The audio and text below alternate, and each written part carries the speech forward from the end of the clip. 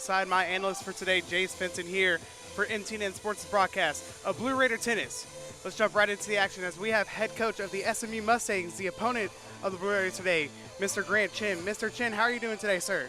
Great. Well, thanks for having us. It's been a good couple days in Murfreesboro, and we're looking forward to a really exciting competitive match in a few minutes.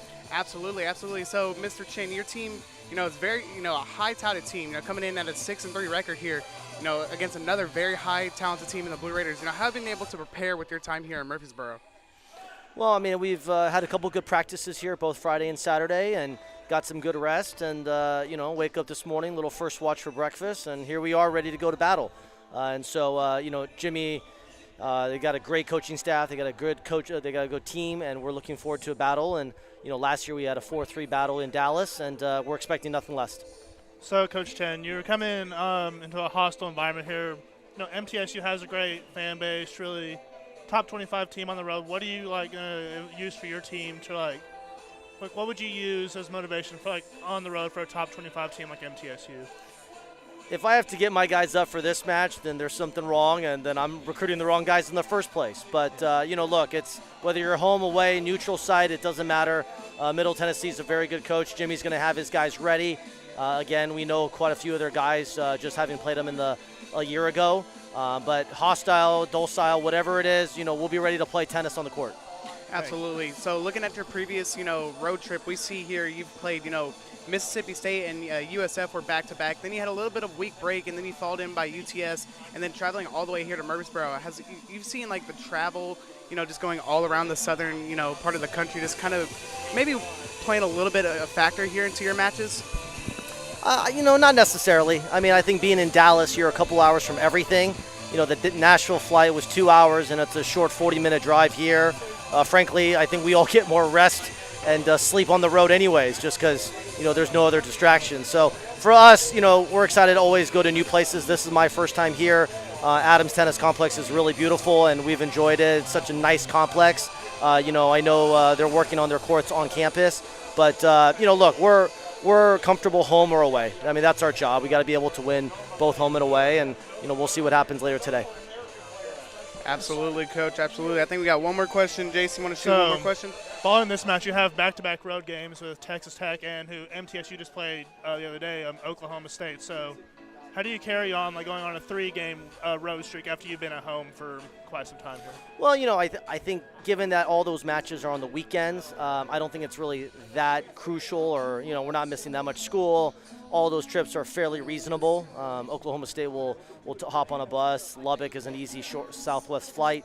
So, look, I think, again, we've got to be able to prepare to compete home or away. Given what we've had, we just hosted a big tournament last week, so our facility was kind of down for a couple of days as they put it back together for the college environment. But, we're looking forward to this February stretch, and then obviously we're at home a lot in March.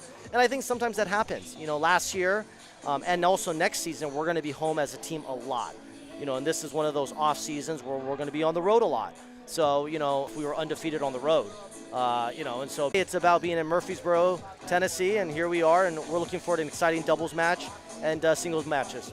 Awesome. Thank you so much, Coach. I hope having your first time here in Murfreesboro, hopefully it's treating you well and your players well. I know it's always fun when you guys, come up here, and it's going to be a good competitive matchup out there today. Well, thank you for you guys and for covering the broadcast. I love what you guys are doing, and I love how so much respect for what Jimmy does and getting the community engagement, and, hopefully he'll save me a little cotton candy for later today. Hopefully he does. Hopefully he does. Maybe the loser has to buy the winner some cotton candy after this. You got it. Take care, guys. Thank you. We'll see you out there. Thank you, Coach Chin, for your time. As we just were talking about Coach Chin's team, a very high, talented team. Coming in 6-3, they played USF, they played UTSA, and also Mississippi State. Both very competitive games all the way around, even in a couple losses there. So, you got to know that they're coming in hot. They just saw Oklahoma State come into ATC and was able to take down the Blue Raiders. So it wouldn't be, it could be something to see. Maybe, hopefully not, but lightning could strike twice here. But so MTC's definitely got to be careful. But the man leading that charge is going to be assistant coach Callie. Callie, how are you doing today? How about leading that charge? Because Coach Jimmy wouldn't like it, but All good, guys. Oh, come on, Coach Callie. You help get the boys ready for these big games. So, Coach, after a hard-fought loss here at ATC, this past Friday, how have your boys been able to just kind of regroup as a team and, get their minds, looking forward for this doubleheader today? Yeah, Friday night was a tough match. Emotionally, it was tough. The team morale was really down.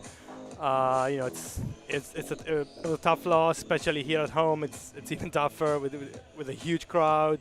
It's not fun to lose here, but Anyway, Friday night was tough, but Saturday was a great day, great practice day. We were really constructive, really positive. We learned from our loss. It was a good gut check, and at the end of the day, that's why losses are good sometimes, because we want to learn from it, and it makes guys work harder and be more accountable. And again, yesterday was a great day, and I feel really good about today.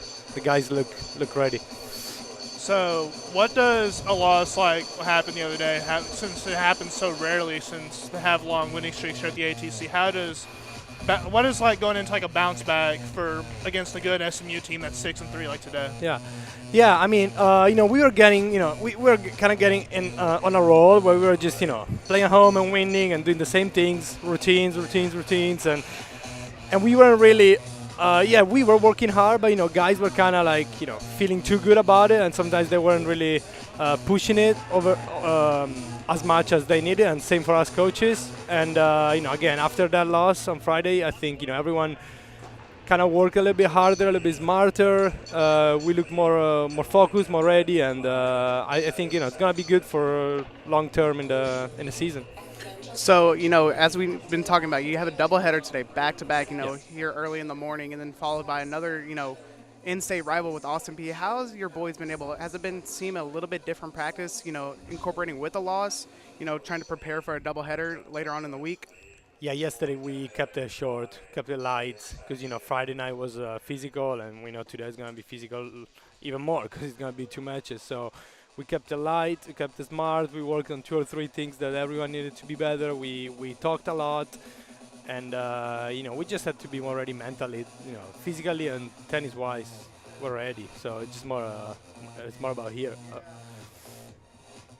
Yeah, so today's a doubleheader. It's obviously a long day, obviously following Friday, which was a long match. Went quite some time, about 3 hours. So I'm sure, how do you think that the players would be just stamina-wise coming off of that? I know that they had the rest day on Saturday, but how do you think that factors into also going into you have 2 long matches that could go into today? Yeah, I'm not really worried about that part, because our guys are really fit, and we worked extremely hard. Tennis is a sport where you actually play every day. In real tennis, in normal tournaments, you play every day for 7 days potentially if you make it all the way to the final in tournaments. So playing 2 days in a 3-day weekend, it's actually not that hard compared to tournaments. So yeah, and our guys played lots of tournaments in the summer and in the fall. So we're fine physically. We're good. One last thing, Coach Callie, I want to talk about is, after this weekend we had the Blue-Gray Championship, and I know you guys, have had this day marked on your guys' calendar ever since the schedule dropped. Has that been something that you guys have been trying to prepare for, just slowly but surely throughout the year? Yeah, definitely, because it's gonna be that one's gonna be a really physical weekend, because it's gonna be 3 matches in 2 days. And it's going to be outside, no matter what the weather is going to be. Now, we know the weather is going to be pretty warm. We just checked the forecast the other day, and it's going to be really warm. And again, we've been playing indoors, so we knew we needed to get some outdoors practices just in case, this week, let's say this week's going to rain here in Murfreesboro. We needed to have some outdoor practices earlier on. So in the last few weeks, we always practice outside on the first day of the week, just to, don't forget how it is to play outside. And that's been the main focus. Absolutely. Thank you so much for your time, Coach Callie. Good luck to you and your boys heading into that blue-gray, but also good luck into these matches tonight. Thank you. See you guys. That was Assistant Coach Callie joining us again for another interview. And, as we've been talking about, the long, battles that have been drawn out between, MTSU and their opponents coming here into the ATC, it's going to be a factor here today. So what are you looking for from the boys in blue, to push them over the edge? Yeah, I'm just looking for a nice bounce back today against the toughest SMU team that's 6-3. Oklahoma State came in with a similar record the other day on Friday night. So, I mean, they were a tough team also, came down to the wire. It was a long match, so I'm sure it'll be some more of the same with the tough SMU team today. So I'm just looking for some bounce back, some more bounces that could have went their way today. Maybe the ball just rolls their way and, get a couple of breaks that can go their way also as well. That is the factor that could play into here. As we, see, tennis can be a game of inches. We talk about how football is a game of inches, but tennis is just the same way.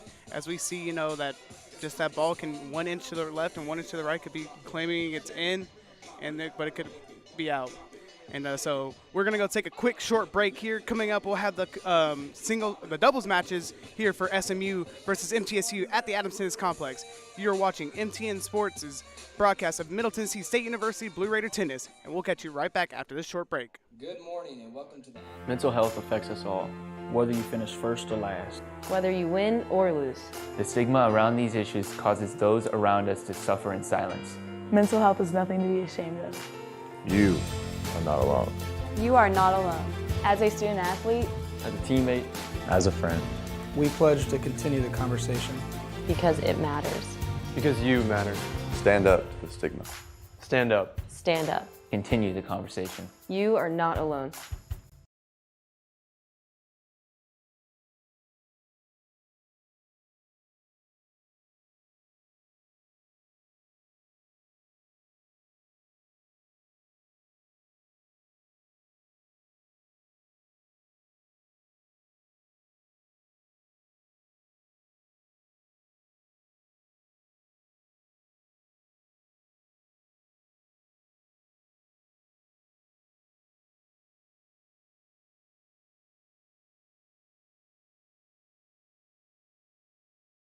On June 23, 1972, Title IX was signed into law, and it reads, "No person in the United States shall, on the basis of sex, be excluded from participation in, be denied the benefits of, or be subjected to discrimination under any education program or activity, receiving federal financial assistance." Happy 50th anniversary, Title IX. Thank you for giving little girls like me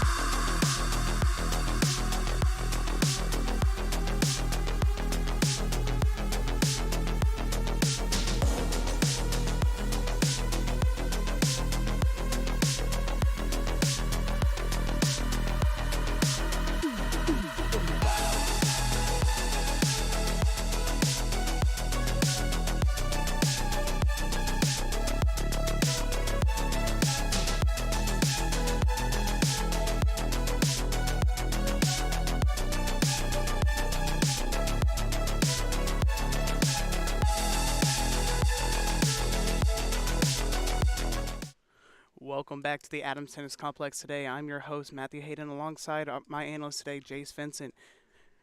Jace, so, we talked to Coach Callie and we talked to Coach Chin, about how this match is going to be very, physical, and it's going to be a long, drawn-out battle. As, we've seen, SMU has been 3-4, 3-4, and then a nice 4-1 victory against UTSA. So it's going to be a long day ahead for both teams. Yeah, it'll be a long competitive battle. Both teams kind of went down to the wire their last few matches. MTSU has had some tough ones going their way, whether it be the one of Oklahoma State the past few ones that they've had that have been wins otherwise. So, a nice win for UTSA, or a nice win for SMU, over UTSA, 4-1. So I think it's good motivation for them going into their match today here as their first trip to Murfreesboro.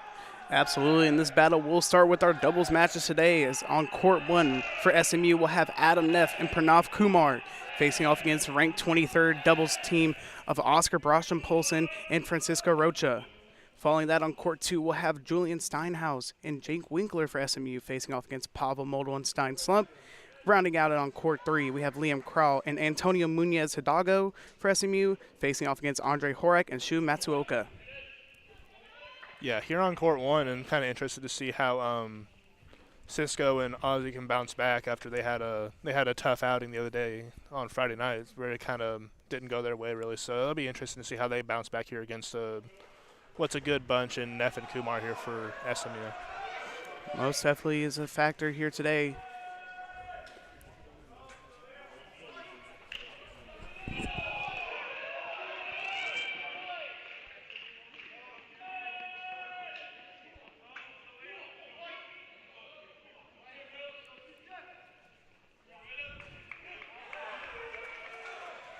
And here we are starting off. SMU with the serve.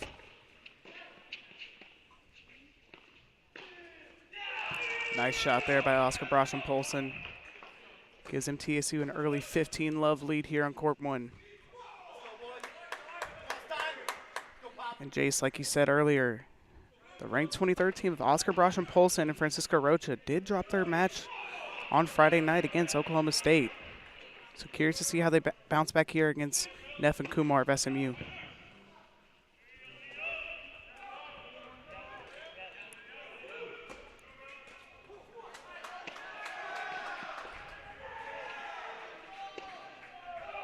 That one will be ruled out. And TCU out to an early 30-love lead here on court 1, looking for an early break.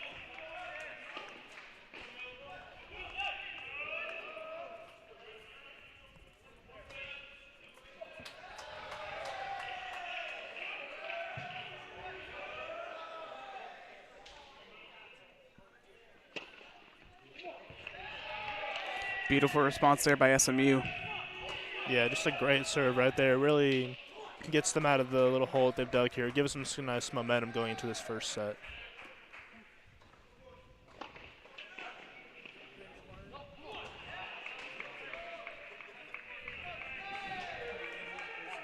Adam Neff on the serve here for SMU.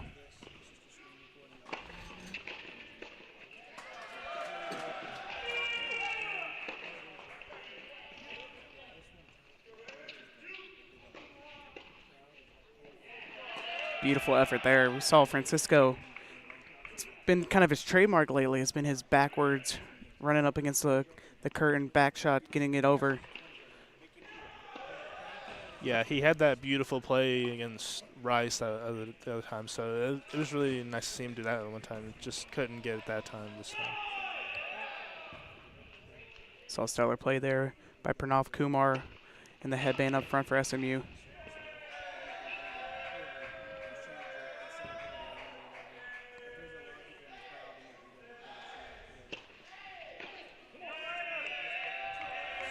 That one sent to the net by Francisco Rocha. Now pushes SMU's lead here, 40-30. Been able to come back from that early love 30 deficit.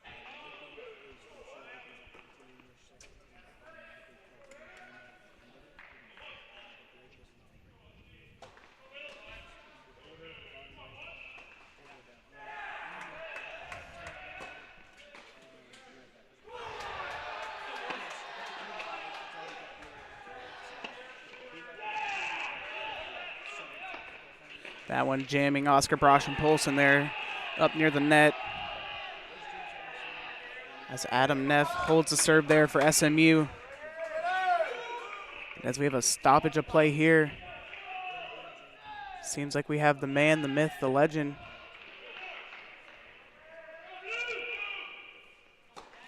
Seems as we have the man.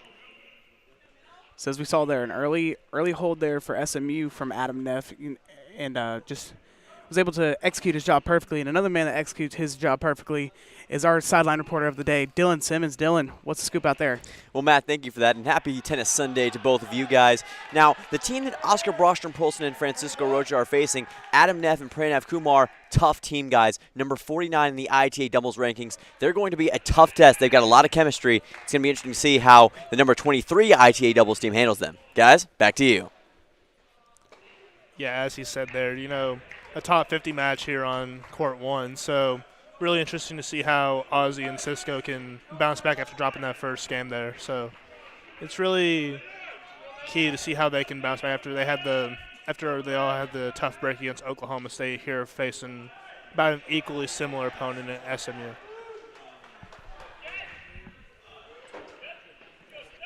So we see as the first matches of each court have been concluded, it seems as SMU has held their serve on all of them.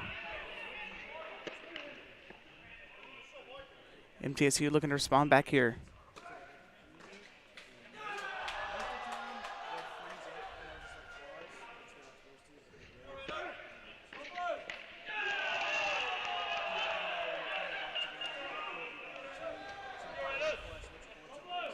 That one sent just out of the reach there from Stein. Yeah, just really, if you're an SMU fan, it's really just, you couldn't have hoped for really more of a better start really than what you already have going into this match today. MTSU just really caught like on their heels. They're kind of flat-footed going out there right now. Just SMU is just clicking on all cylinders so far.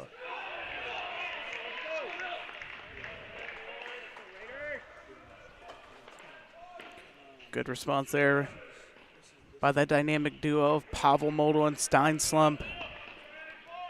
Yeah, Pavel there with a great backhand that really pinned up the SMU team there, really leading them to hit it into the net there. So great play by Model there.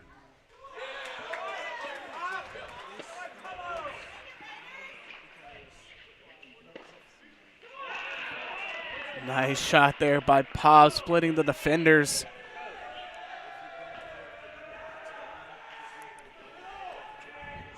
As high talented as the Court 1 matches with the ranked 23rd, Oscar Brasham Polson and Francisco Rocha, but also the ranked 49 Adam Neff and Pranav Kumar, as this Court 2 matchup could play a huge factor for either team.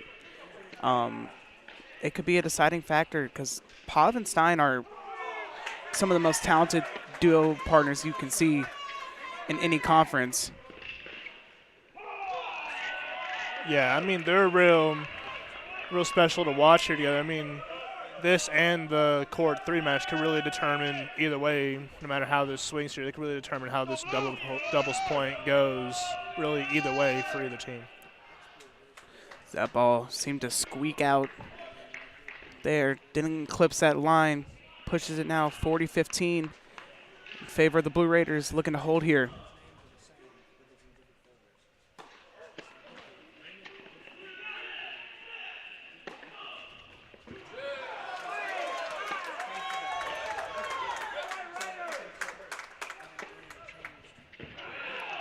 Beautiful power slam there by Stein Slump. Yeah, beautiful there by Slump, and it was just a great response by Modal and Slump there to get that point back and even it up here at 1. Absolutely huge to keep. You got to figure out who will break first. That's where you can drive your momentum. It's getting an early break, so good to see their MTSU responding here early after dropping that first serve. Looking to get a break here on SMU.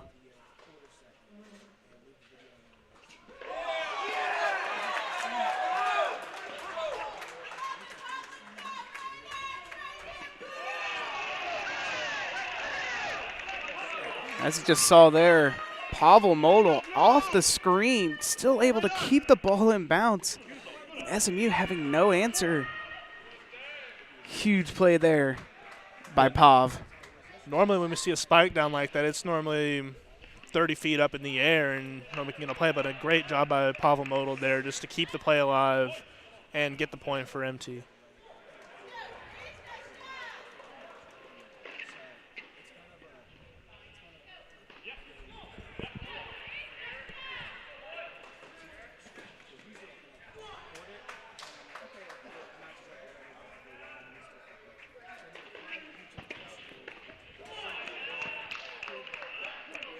Beautiful response there by SMU. Splitting Pop and Stein. Knots it 15 all.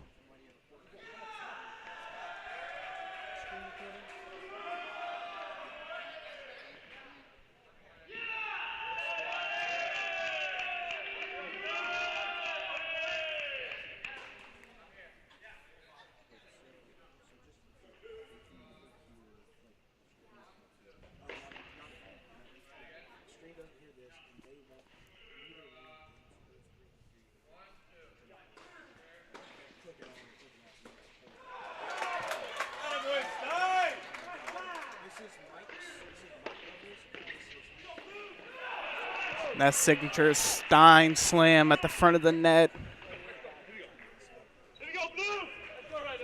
It's a great way to start your Sunday morning there is with a Stein slam.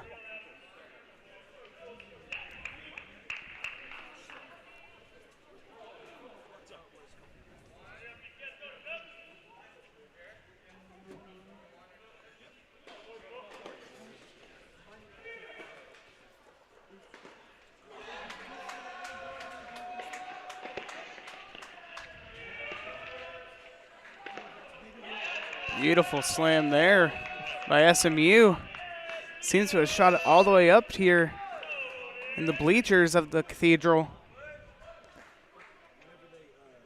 Yeah, shot right over like 15 feet right in front of us there.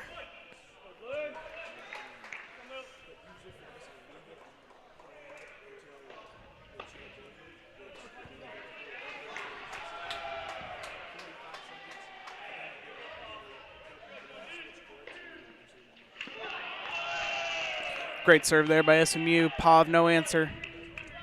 Yeah, it always seems like either way, whenever team seems to have the momentum or swing, really, then that other team just seems to answer. So really evenly matched all around. I know we're early on, but really just seems to be back and forth action that we're seeing all around from both sides really today. Lots of action early on indeed.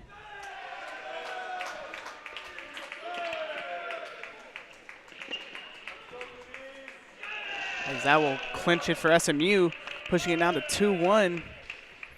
But another man who's also early morning action is Dylan Simmons. Dylan, what you got out there for us? Well, we've got a lot of early morning action, including over on court number 3. But right now, guys, the fantastic freshmen Shu and Andre struggling, down 3-0, down a break. They do have an opportunity to come back as they're on serve right now, but it's going to be a tough one to come back from. Guys, back to you.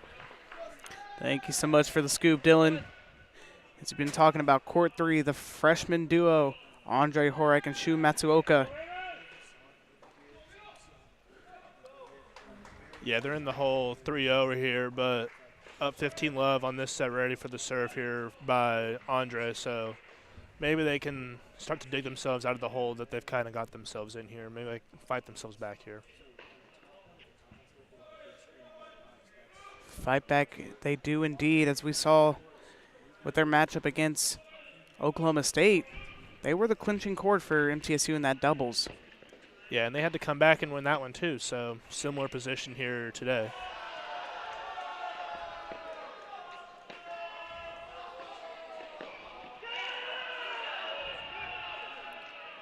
Beautiful response there by Carl Munoz Hidalgo.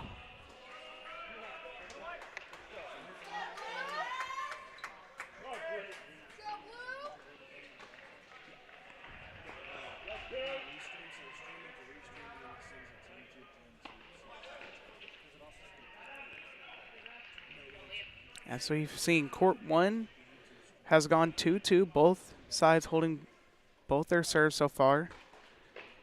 And we saw on court number 2, SMU was able to hold their serve to push their lead to 2-1, but a little bit different story here on court 3.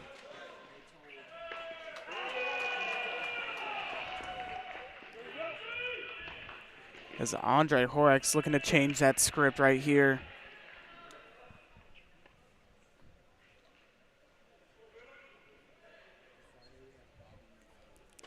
See assistant coach Callie there trying to talk to his freshman duo. Trying to keep their heads focused in here.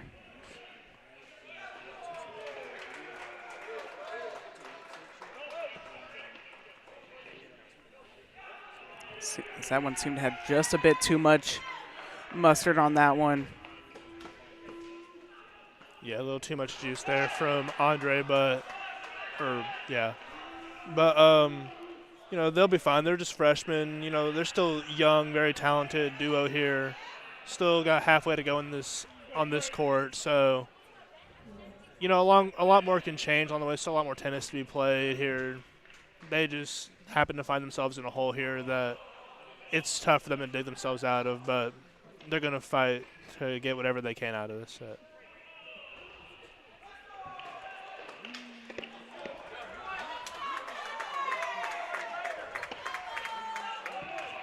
That one sent long by SMU.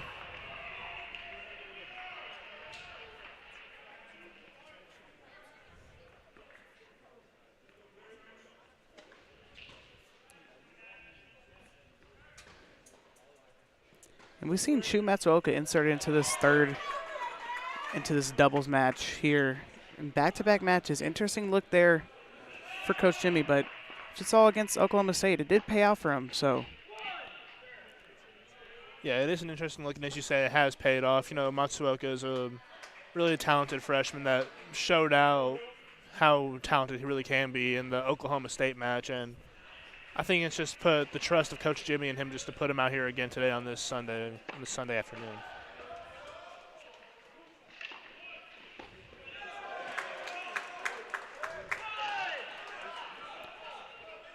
That one sent long by Shu Matsuoka.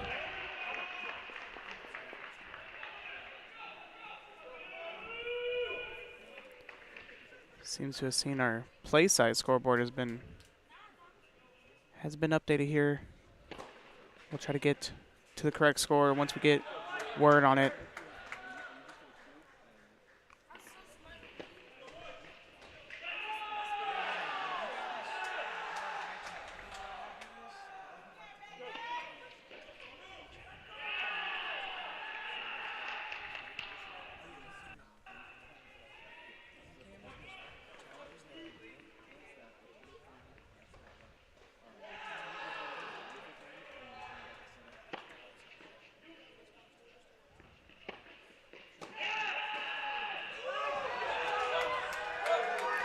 With SMU on the serve here.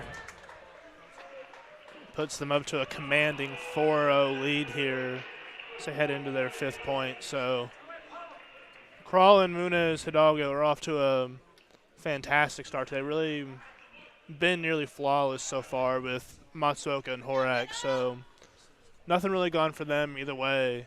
But over on court 1, it is 3-2 with SMU on top over there. So really that one's gone either way. So really been trading points back and forth. Really not being able to get a break, but you know, both points been really trading back and forth really on 1 and 5 really too. That is indeed. A little correction there on court 3 as MTSU was able to hold their serve, and then SMU answered right back with the holding of their serves. So they are now up 4-1 there, court 3 in favor of Liam Kral and Antonio Munez Hidalgo. I'll take the fault on that one. They didn't update the score yet, and it said 4-0, so I'll take the fault on that one. All good, all good. See, this one here on 5 is another great one. You know, it's 2-2. Modal and Slump 1 point from taking the break, so be a huge motivation booster if they could get this really break here to give them the lead.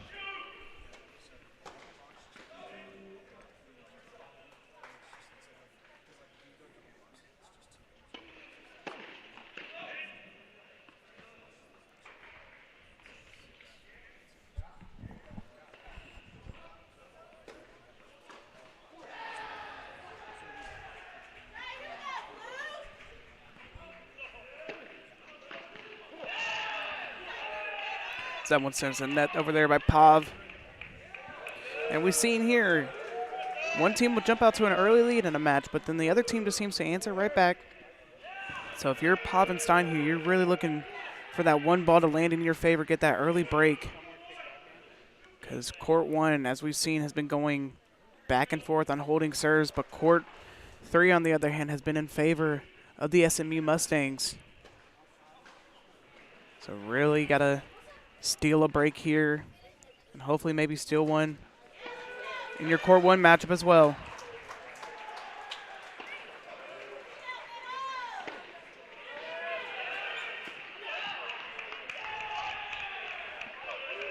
And Steinhauser and Winkler here have just fought themselves back in it. So it was 40-15, 40-40 now going to this deuce point. So this is a key point either side, but a real key point here for Modal and Slump if they want to get this break point and go up 3-2.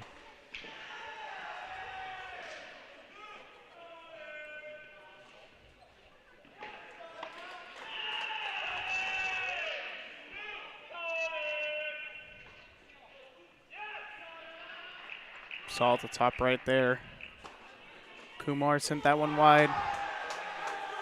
Knots at 3-3 apiece for the matches on court 1. So that one's sent long by Pav here on court 2. It pushes SMU's lead to 3-2 here. So both.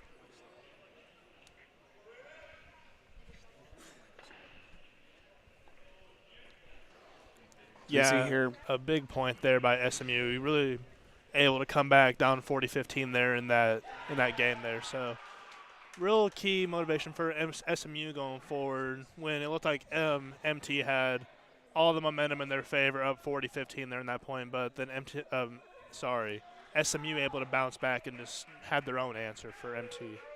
Indeed. So we see on court 2 both teams holding serves back to back, but it's the same thing can be said here on court 1 as ranked 23rd Oscar Brostrom Polson and Francisco Rocha facing off against ranked 49 Adam Neff and Pranav Kumar here on court number 1. An update for the fans there. Court 1 is 3-3. Both MTSU and SMU have been held all of their serves here.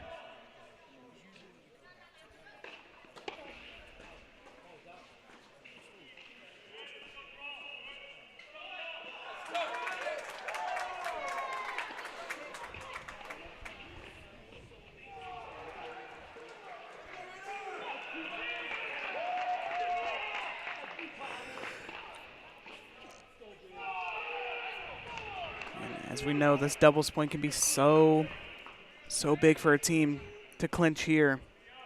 Yeah, this doubles point is always huge either way when it gives you an early 1-0 lead going into singles.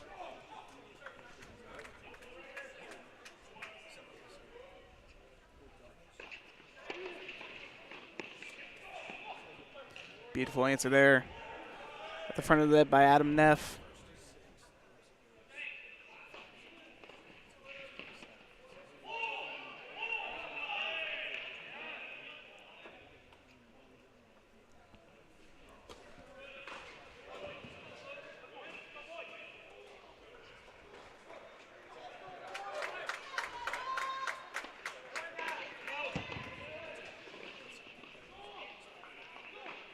In matches like this, a first fault could play factor because one misled ball and get yourself a double fault there and change the momentum of a match in the blink of an eye. And a nice response off of the backhand there by Rocha to get SMU another point, put them up 3-4 now here on court 1. So SMU answering on their own serve again. This is what MT has been able to do in the previous games here. So really no team been able to really get any separation here as they've been trading blows back and forth here. Trading blows is the name of the game here on court 1.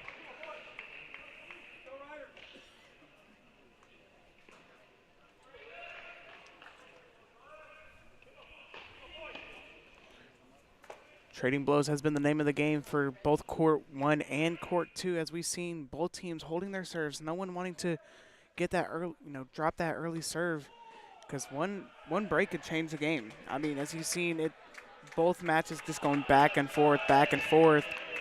So if you can get that break, you will be in the driver's seat. Yeah, break is crucial either way in this position, really, where neither team has really been able to gain any momentum when the other team has just been able to, have their own answer when it seems like someone has been able to have something going for them, and then it's just taken away by the other team having an answer for them.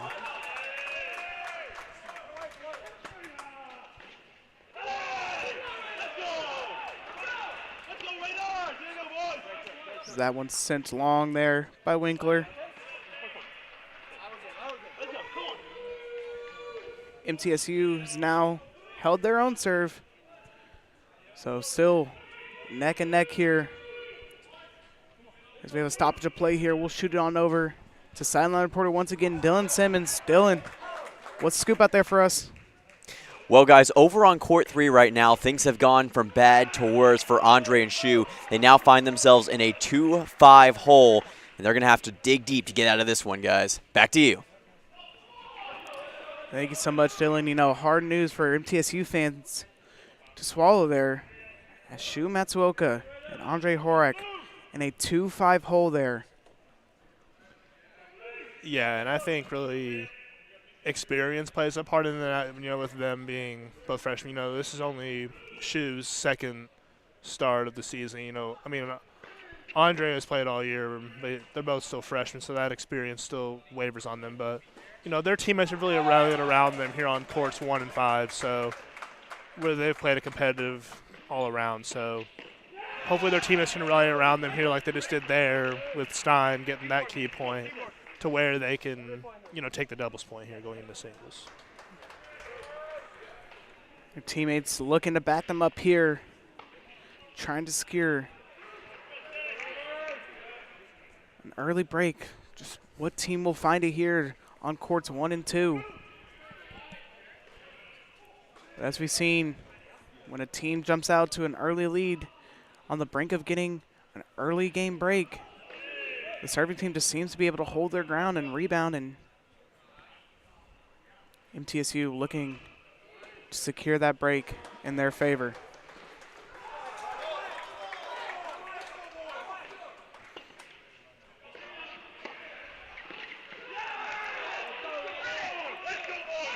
We have 40 love now here, where this is a huge break if they can get it here for Modal and Slum to go up 4-3 here. They have another position here that they just had where it was 40-15. Now it's 40 love. They have another shot here to get a break and go out in front here. But we'll see if SMU has another answer up their sleeve here.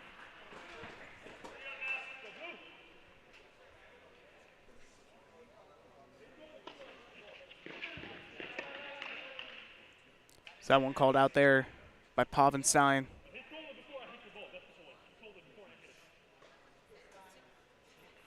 Stein giving an explanation there on the call.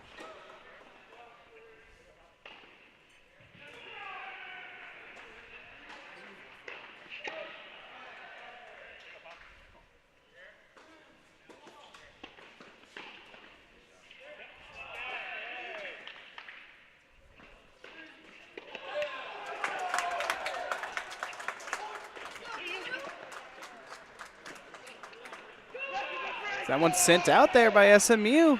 Gives MTSU now a 4-3 lead here on court 2. Yeah, a huge break, as I was just saying, that just went their way. So they're kind of in the driver's seat now, 4-3. So they have a little momentum going their way. So it is indeed break time here on court 5, where Modal and Slump now are in front 4-3 over Steinhauser and Winkler here. Early break indeed, break time here on court number 2. As we saw there, again, an early break, not really an early break, but a late game break there could make it a huge advantage there in favor of MTSU, as now we see courts 3 and courts 2 both having breaks, but both on different sides. One on court 2 in favor of MTSU, as we see here, Crawley, Munez, Hidalgo been able to jump out to an early 5-3 lead here over the freshman duo. And that one just paints the corner there for Andre. A great play off of the backhand there. Gives them another huge point here, what they're going to need if they want to fight themselves back into this.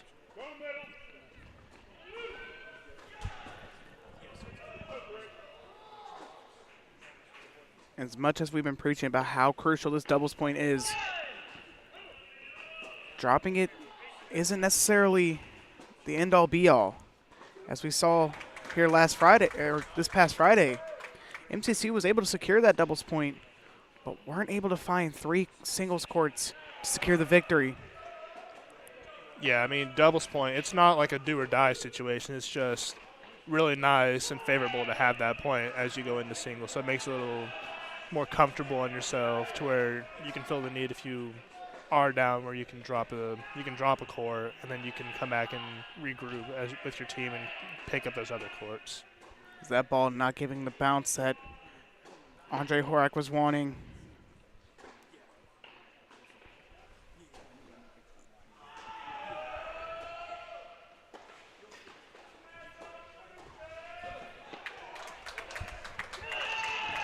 Someone sent along there by Shu Matsuoka will wrap up the action here on court number 3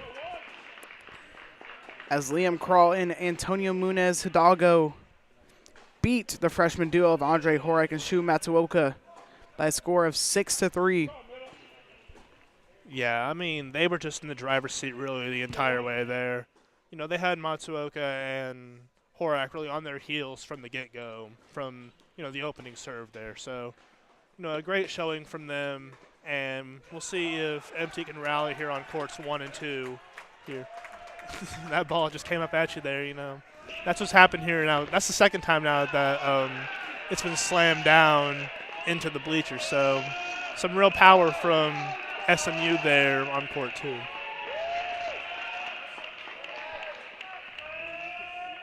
Real power indeed.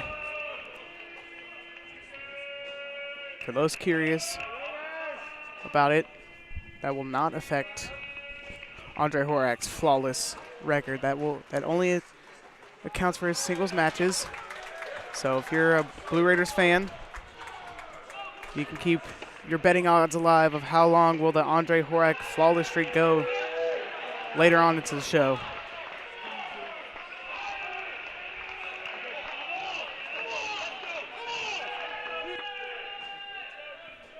As we go double screen here, on your left you have court 1, ranked 23rd Oscar Broshen-Polson and Francisco Rocha looking to hold serve here against ranked 49 Adam Neff and Pranav Kumar. A huge serve there from Oscar. You know, that gives them a huge, it gives them the tie now, 5-5, going into another huge point here. Or not 5-5 yet, my bad.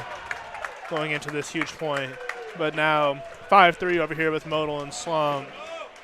Here, a huge point for them to go in if they want to close out here and even this up.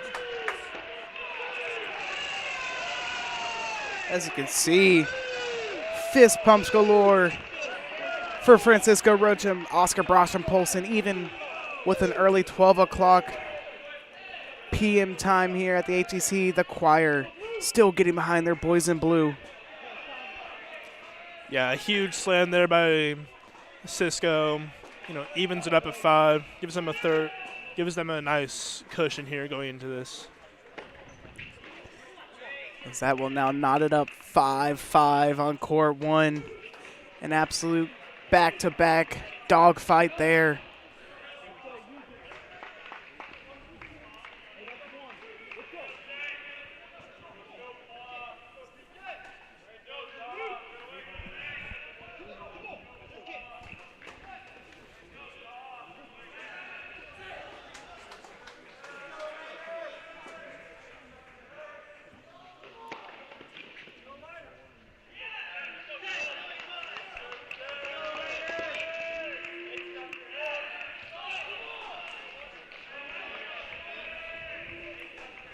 So we see court 2 on your right, 5-3 in favor of the duo of Pavel Modal and Stein Slump.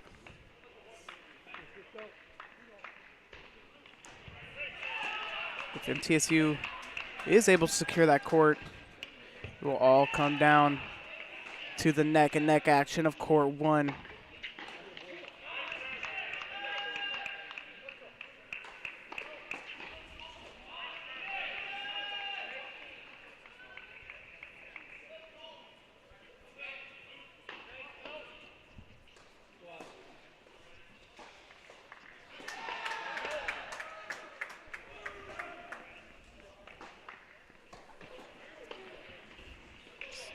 Steinhausen here with the serve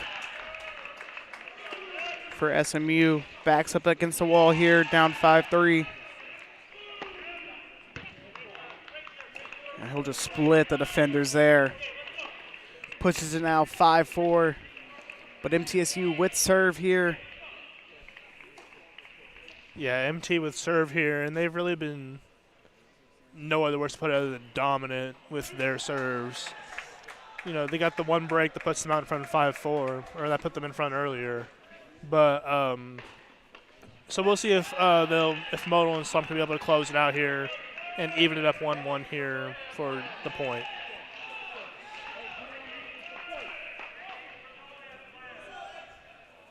We see stoppage here on both sides. Just shows that when two top 50 teams and ranked 23rd Oscar Brosh-Polson and Francisco Rocha play off against ranked 49 Adam Neff and Pranav Kumar, it's going to be a back-to-back fight. No one's wanting to give up. Both teams holding their serves perfectly as Neff and Kumar go up 6-5. Oscar Brosh-Polson and Rocha trying to conduct some plan here to push it to a tiebreaker.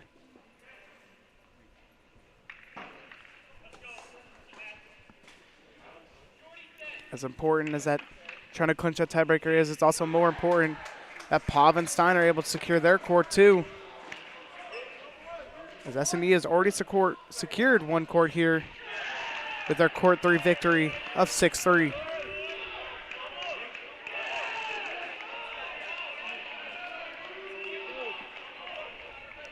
As action is resuming there on our left side of the screen in court 1. Francisco Rocha back to serve for MTSU. You know, a nice serve there on the right by Stein Slump. And it really had the defender wrinkler on his heels, and he was able to hit out of bounds, evens it up 15 all here on your right.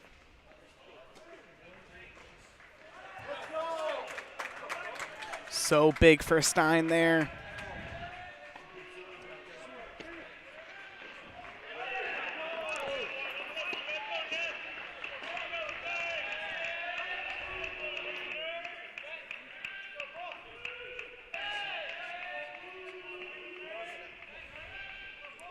The crowd here at the Cathedral trying to rally behind the boys in blue.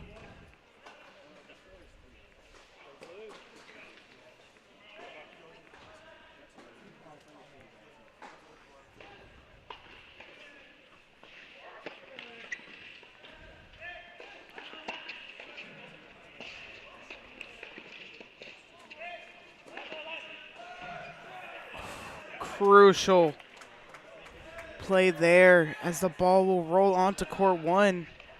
And as soon as the MTSU was about to slam it for a point in their favor, stoppage was called. That could play a huge factor here. Yeah, match point here on your right. 40-15 with Modal and Slump here. Stein looking to close it out here and even it up here on your right here.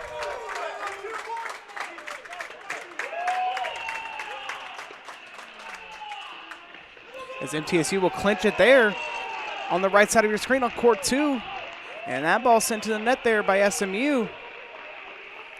A huge pick up there on your right by Modal and Slump to even it up here 1-1 for this doubles point. Puts it all on this exciting match here on court 1 with Brosh-Polson, Rocha, and Neff and Kumar here, which has really been the best one all around today. You know, it's 6-5 SMU as of right now, but MT in front as of right now in this game. So a huge point to pick up to take this doubles point.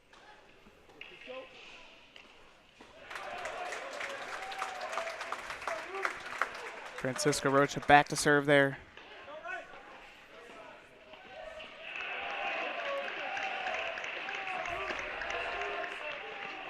That ball sent to the net there by SMU. As the crowd will now rally with their eyes all engaging down on court 1. As we see, so with our double screen here, you can see on the right side, both squads trying to get behind their teams. Who will blink first here?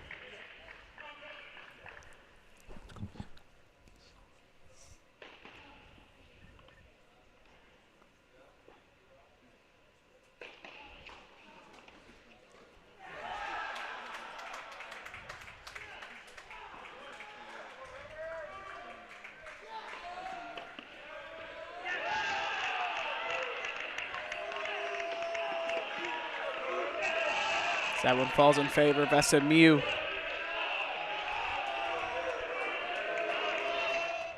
As we hear the crowd and the players getting rowdy behind their players, who will blink first? Who is going to get that elusive break that they need? Yeah, neither side here on court won't really be able to get a break yet, but it's crucial for SMU if they want to close out and take the doubles point. But neither side is giving up either way. 6-5. They keep trading blows, so we'll really see how this one finishes out here.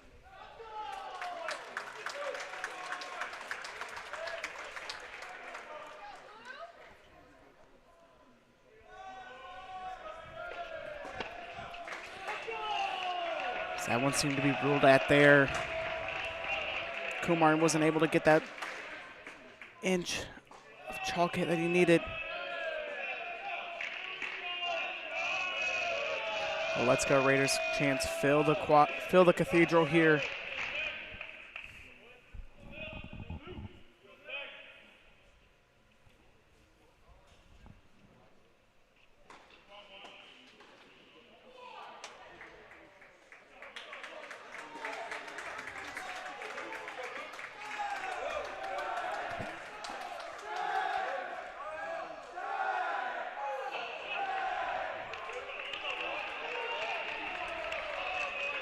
Lag there by our play site. So that seemed to go in favor of SMU. As their fellow teammates cheering on Adam Neff and Pranuv Kumar here. The MTSU players trying to get this crowd into it, and if they wanted to, this crowd really can get into it and make an impact here on this SMU team here.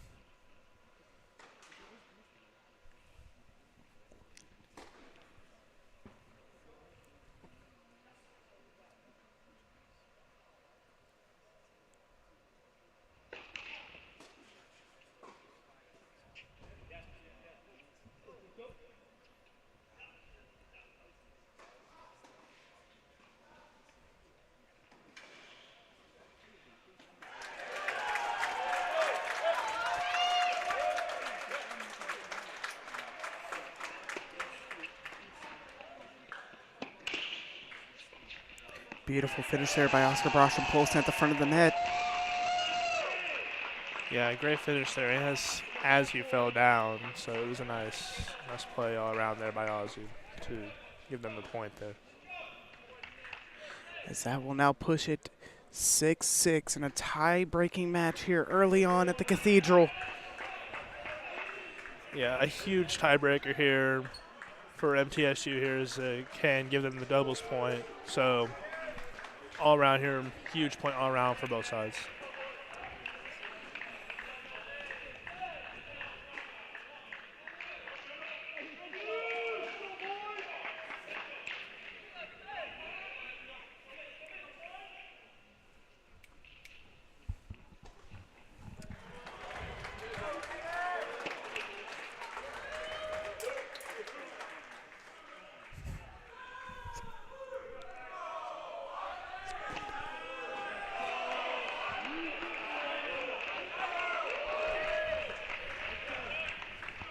So we go here.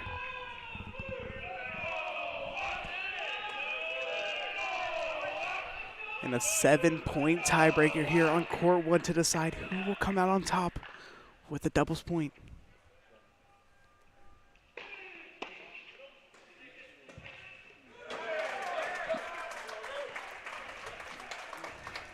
Here's where that back-to-back tennis is that we've seen all day long here. That one sent it to the net there by SMU.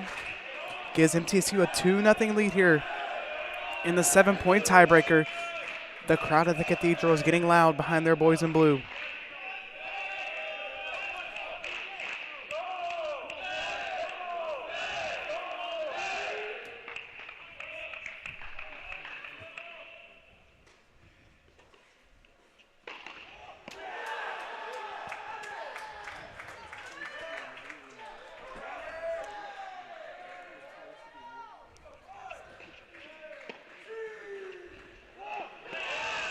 That one sent out there by Brosh and Polson pushes it now 2-1.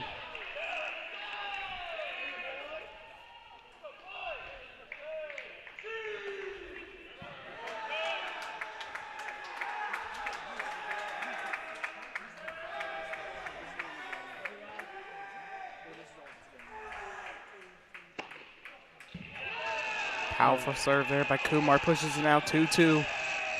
An amazing serve by Kumar there. You know, once again, SMU always with an answer of their own here for whatever MTSU has. So 2-2 now here in this 7-point tiebreaker.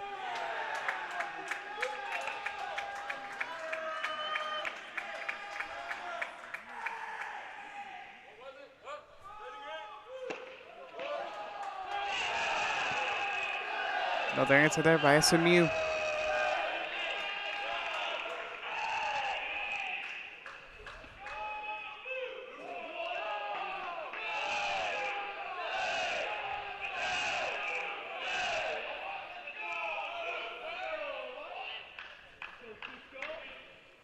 Three-two now in favor of SMU.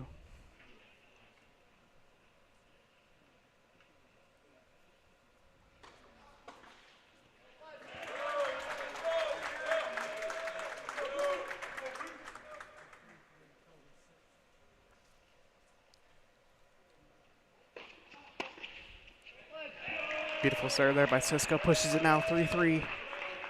So I have a switching of sides here. That one sent long by Neff into the green back there. So MTSU has their own answer there. So 3-3 as it all comes down to the wire here in this 7-point finale here on court 1. Coming down to the wire indeed. A silence eclipses over the cathedral as the play on court 1 is set to resume here pretty shortly. A quick intermission there just to switch sides. Both teams having their boys supporting their court 1 matches. So we'll drop into the action here. MTSU set to serve first here.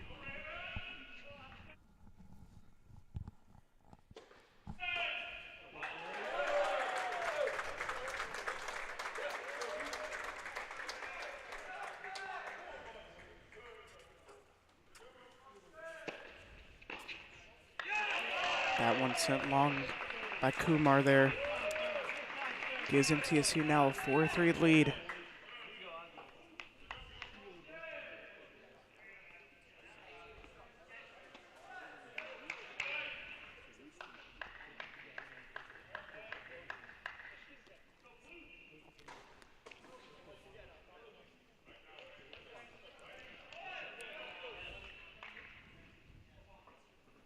Adam Neff back to serve here for SMU.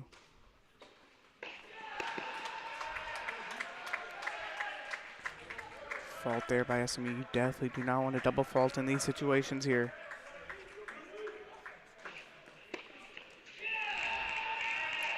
They avoid the double fault, pushes it now 4-4.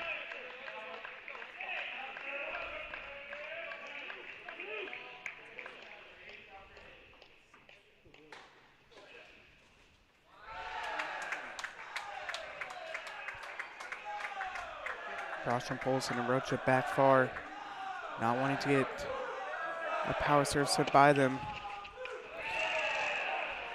But beautiful answer by Kumar at the front of the net. Pushes SMU's lead now to 5-4. And just like their regulation time matches, no team is wanting to give up, exchanging blows back to back.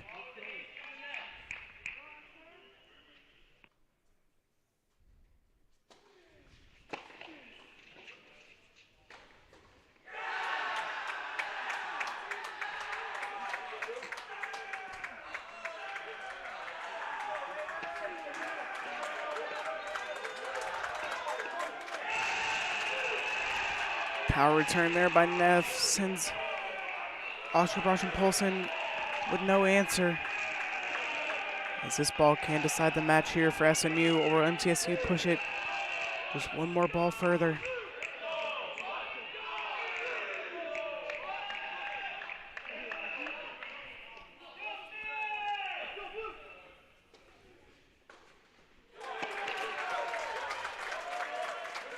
Do not want this to end on a double fault here if you're Rostrom Polson.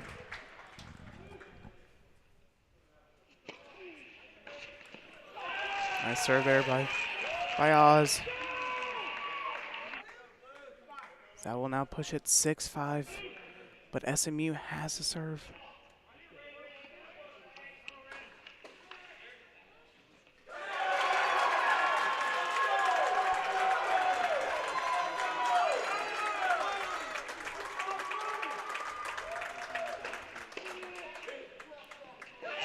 And the crowd here erupts as it now goes 6-6. As you see there, Stein Slump pumping up his fellow teammates.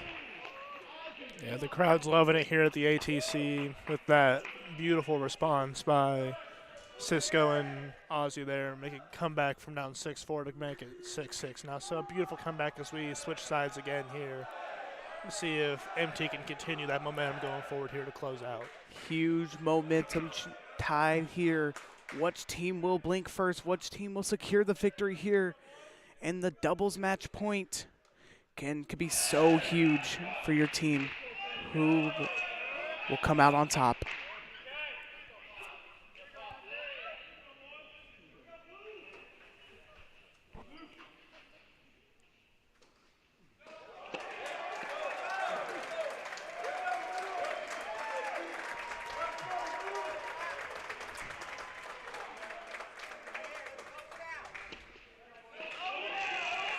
It seems to be a double fault there by Kumar. Not what you want if you're SMU. Really, the first mistake from Neff and Kumar today. They seem to have played really their own ball today so far. Whenever they've been on the serve, so really that's like the first thing that's really gotten off them on their serve. So 7-6 now.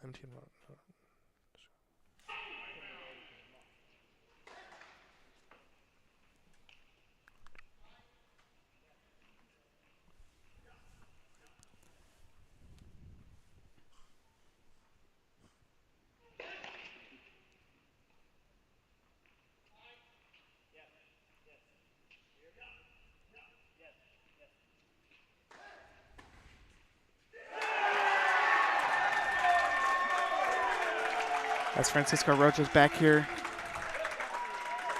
to serve, trying to secure it for MTSU. That one sent long by SMU, secures it there for the Blue Raiders. What a way to fight for them today. Huge doubles point that they just got there. You know, they fought till the end, really. No team really giving either way. And Ozzy and Roach really able to close it out there. So huge point, puts them up 1-0 here as we head into singles. That is indeed an absolute dogfight there on court one between ranked 23rd Francisco Rocha and Oscar Broschen-Polson, taking down ranked 49 Adam and Kumar there. Huge victory there for the Blue Raiders. Huge momentum pushing in their favor. And that's going to end our doubles action. Once again, the MTSU Blue Raiders securing the doubles point with victories on courts 1 and 2. We're going to take another short break, and when we return, we'll have your singles lineups today. You're watching Blue Raider Tennis on CUSA.TV. This is MTN Sports. Mental health affects us all, whether you finish first or last. Whether you win or lose. The stigma around these issues causes those around us to suffer in silence. Mental health is nothing to be ashamed of. You are not alone. You are not alone. As a student athlete, As a teammate, As a friend, We pledge to continue the conversation. because it matters. because you matter. stand up to the stigma. Stand up. Stand up. Continue the conversation. You are not alone. I have a voice. You have a voice. We have a voice. Our voices can be heard Outside of sports. As student athletes, we have a platform. now more than ever, It's important that we listen, learn, and lead, and raise our voices for change. We can all do more. Now is the time to make a difference. This is our chance. This is our chance to make a better tomorrow. Together, we will continue the conversation. We have a voice. On June 23rd, 1972, Title IX was signed into law, and it reads, "No person in the United States shall, on the basis of sex, be excluded from participation in, be denied the benefits of, or be subjected to discrimination under any education program or activity, receiving federal financial assistance." Happy 50th anniversary, Title IX. Thank you for giving little girls like me and big kids like Conference USA student athletes the opportunity to dream big.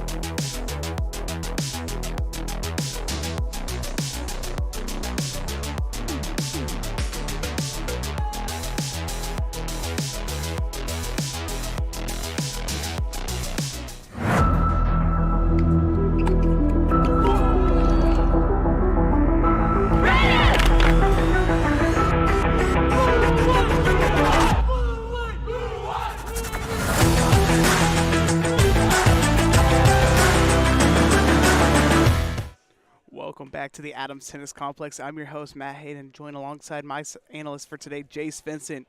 Jace, as we just saw, MTSU was able to clinch an nerve-wracking, to say the least, point there in the MTSU's favor for the doubles. And then, just running down, jumping right into the singles. We'll jump right into our list here.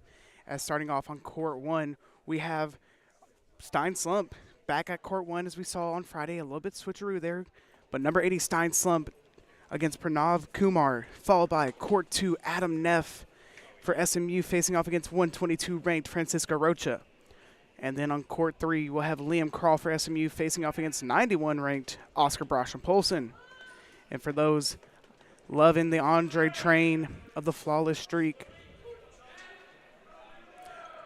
Andre Horak on court 4 facing off against Antonio Munez Hidalgo there. And then finally on court 5, Julian Steinhausen facing off against freshman Marcel Kamrowski. And then rounding it all out on court 6, Jack Winker facing off against Pavel Model. And as you see here, jumping directly into the heart of the match for today on court 1, the man with the signature backwards white cap, Stein Slump, back at his normal court 1 spot for this Sunday morning match. Yeah, similar to what we saw on Friday night, where MT took the doubles point early on and then couldn't really find their rhythm in the singles point where they were up, where they had a nice lead. They were up 3-1, and then kind of let it get away from them at the end there as they lost 4-3 in a long, hard-fought match there at the end. So we're jumping right into the action here. Stein Slump had a long, hard-fought battle last Friday. Unfortunately, dropped it. So he's looking to rebound here early, as majority of the Blue Raiders are after a heartbreaking loss here at the ATC. Yeah, especially for Stein after he had a long battle with the Oklahoma State team where his match came down to the very last bit there and really stretched that match out around all along, really. I'm sure it hurts for him the most that they lost that match because he was the one that came down to the wire there for MT. Stein Slump, one of the leaders of the team.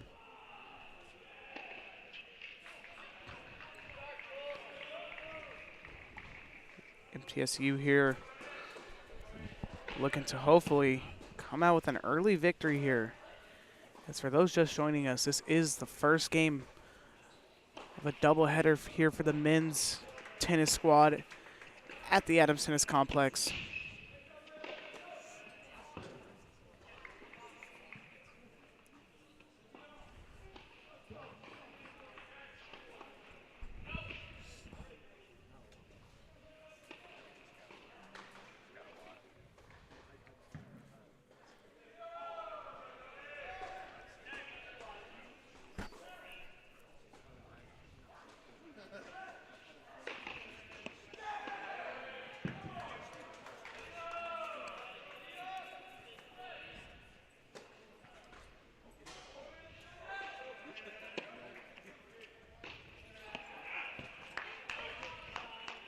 That one seemed to squeak then there in favor of Stein Slump, securing a hold for him. 1-0 lead in the first set on court 1 for Stein Slump. Again, on Friday we saw Stein and Cisco flip places.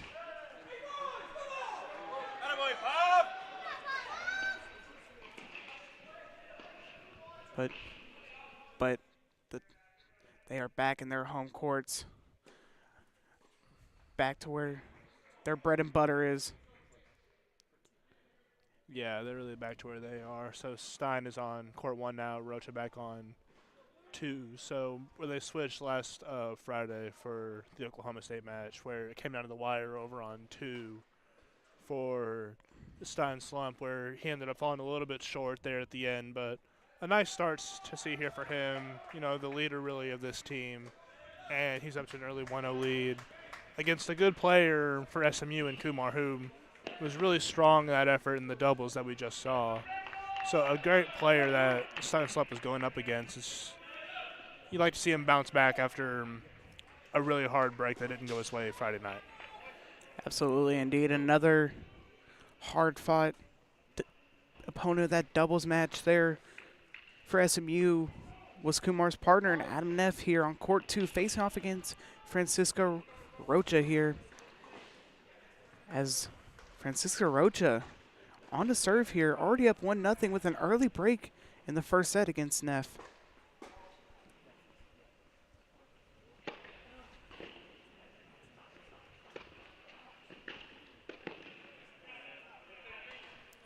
Just a bit out of the reach there for Francisca Rocha to handle.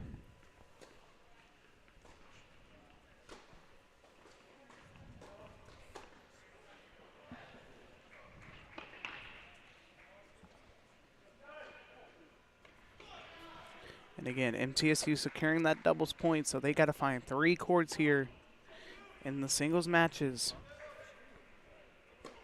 to secure the victory here over a highly touted SMU squad.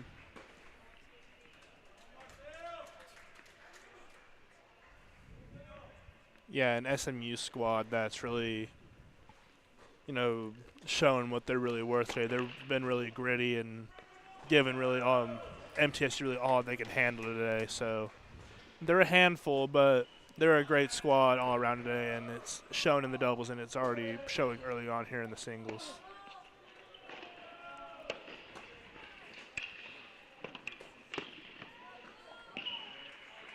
That one a bit long there by Rocha. And it's because of Adam Neff, who's a great player for SMU. He was in that doubles with Kumar there, who's on 1. But he had great offense there, really had Cisco on his heels and had him hit that backhand where it was a little too far and out of bounds. So it gives Neff the point, gives him a 30-15 lead.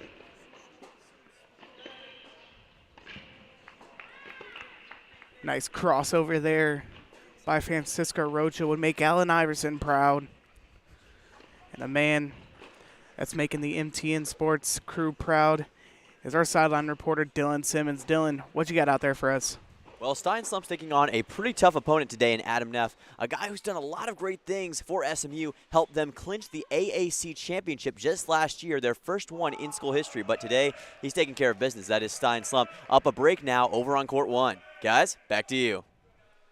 Stein taking care of business indeed. Another early break there. So, again, Stein Slump out to a 2-0 lead there on court 1. Francisco Rocha looking to hold his serve on court 2. Hoping to push his court into 2-0 territory as well for their first set. So good to see MTSU clicking on all their cylinders there. As now we wait to head back into the action. It's going to be an intense matchup here between SMU and MTSU.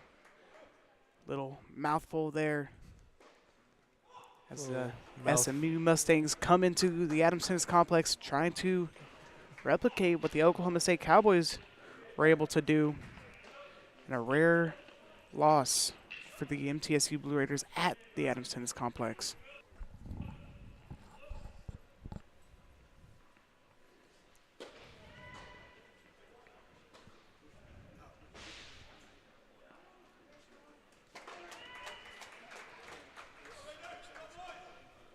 So we jump back into the action here on court 2 with Francisco Rocha.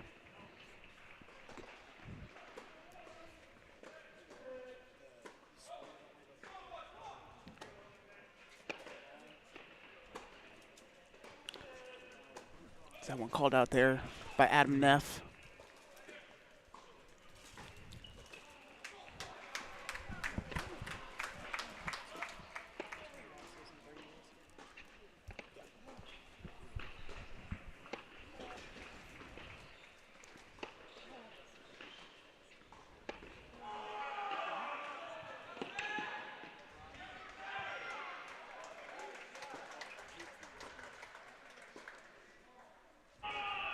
Little hiccup there with the play site, but by the emotion shown on Adam Neff, able to get a break there, pushes it now 1-1. So Francisco Rocha with an early break. A great rally there with Adam Neff and Cisco Rocha. Just the break happened to go the way of Adam Neff there. So really they're kind of trading blows back and forth here, minus the 2 breaks that the break that Cisco's gotten, pardon me, but this game right here really been trading blows back and forth. So highly competitive match as we're seeing here.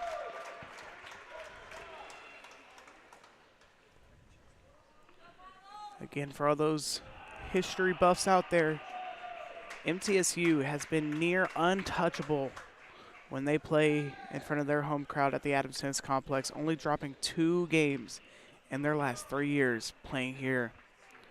Those 2 losses coming up against the Notre Dame Fighting Irish and on Friday against the Oklahoma State Cowboys. So if you're looking to take down the Blue Raiders, you have to bring your A game. Got to bring your A game for what is a tough, hard-nosed MTSU team, and also it can be a loud and rowdy crowd here at the ATC when the fans are fired up and really at it in this building.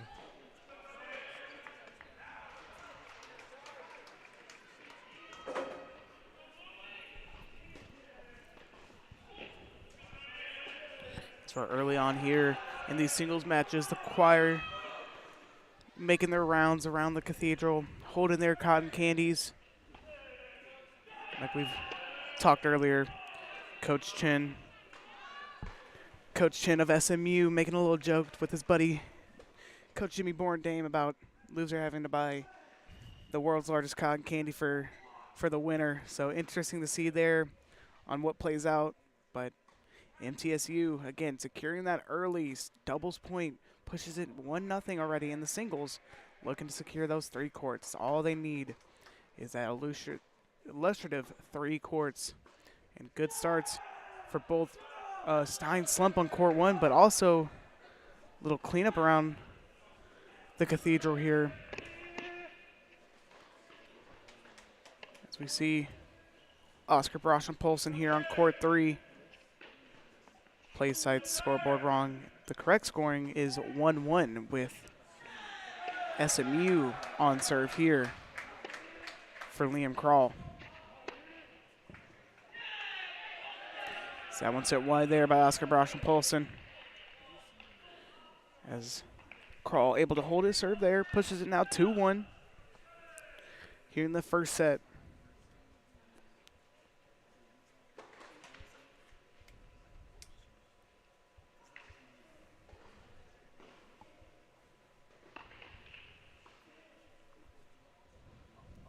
As we have a stoppage here on court 3. Let's check around the courtyard of the cathedral here. Let's head on down to court 4, where once again freshman sensation Andre Horak looking to keep his flawless streak alive here. Again, Andre 10-0 as a freshman here. I mean, for a freshman, that's absolutely insane, and he's off to a great start here already, up 2-0 on his court here on court 4. So off to a great start already to keep that streak alive, but a long way to go. We have a lot of tennis left to be played, but he's already off to a good start to where he's at right now. Off to a great start indeed, as that 10-0 streak is not just his career at the Adams Tennis Complex. That is his record for his entire singles career as a Blue Raider. And that's been wins, big wins, in his singles matches against teams like 19-ranked Duke and also ranked 10 Wake Forest. So not an easy path to keep a flawless streak here for Andre Horak. And, it's just great to see that the ability to build such a strong team here for Coach Jimmy, having a freshman who is out to a 10-0 streak in his singles matches, playing alongside, likes of, right here on our screen, Pavel Model, a grad student, one of the older veterans, you can say, of Coach Jimmy Born-Dane's squad here. As you see both Coach Jimmy and Coach Chin down here at court 6, trying to watch their boys, coaching them onto a victory. But when you enter the ATC, and you're signed up on court 6, you're more than likely going to encounter probably one of the top talents here, just to show how deep this Blue Raiders team is, and Pavel Model. Yeah, when you talk about Andre being a great talent as a freshman, he's really, so what Coach Jimmy found is a real diamond in the rough, off to a start against teams that you mentioned like Wake Forest and Duke that are top 25 teams, where he was able to win his court and singles. So it's not like he's just going against cupcakes out there all the time. He's going against real life competition that you're going to see in NCAA tournaments later on in the season. So he's a real star in the making here already at MTSU early on in his career. So it's great to see him and his teammates around him just make this team what it is, as a great team that's able to not only defend home court for so long, but also just to be able to travel on the road to tough teams in major conferences and be able to get big wins and build up that resume for later on in the season.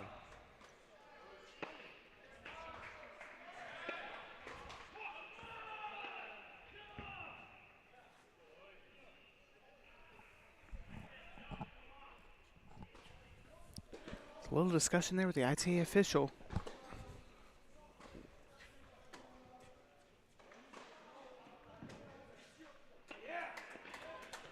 So we have a little bit of discussion there between Coach Chin and the ITA official there in court 6. Interesting to see how that plays out, because again, these ITA officials, their call will be the call. They are ones to stick by their guts, so but you still gotta make sure that you gotta play the game that they want to call.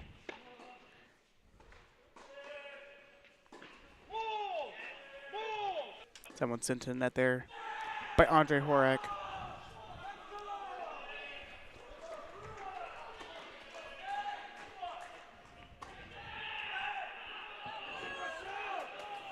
As we hear in the background, Pavel Modal there on just the court that we left, court 6, getting pumped up here early on.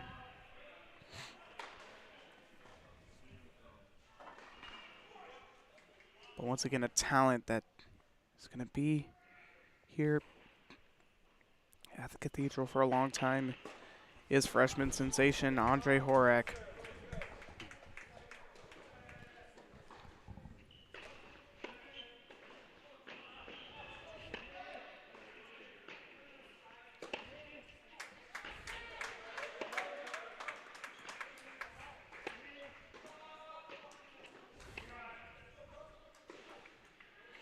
That one sent long there by Antonio Munez Hidalgo.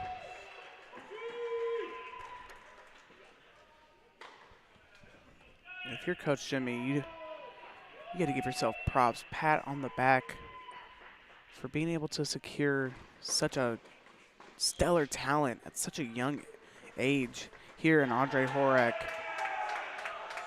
to balance out that veteran leadership of Pavel Modal and Stein Slump.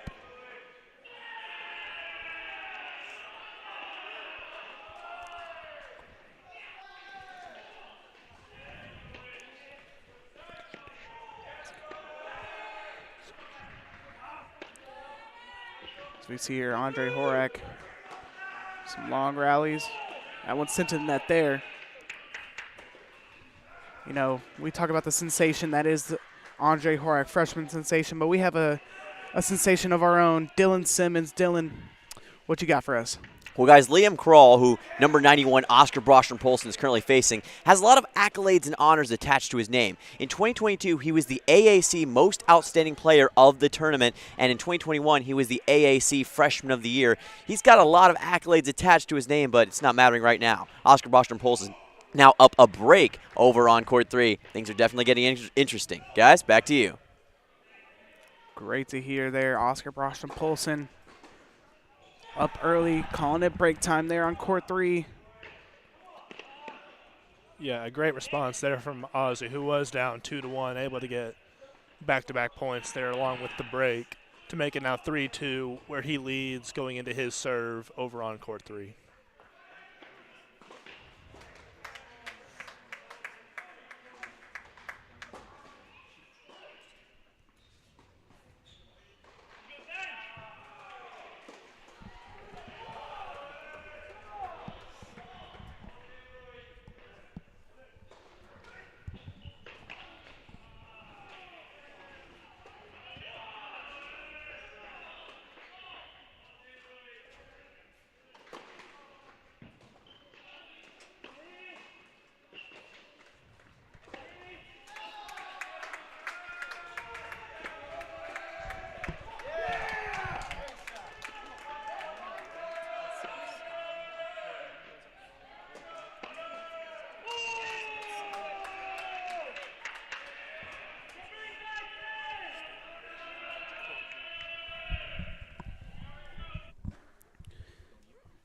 As we see here, Andre Horak once again trying to secure an early set victory here. Again, 10-0. That's the story of his career so far, is that 10-0 elusive, flawless record there in his court, in his singles courts.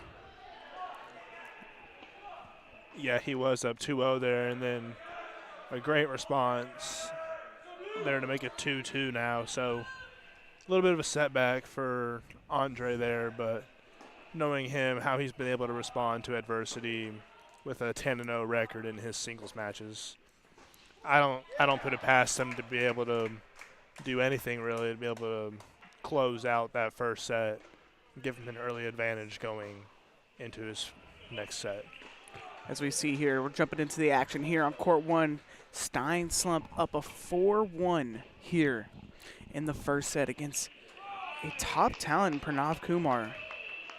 So it's great to see Stein Slump just seems to be clicking on all cylinders here.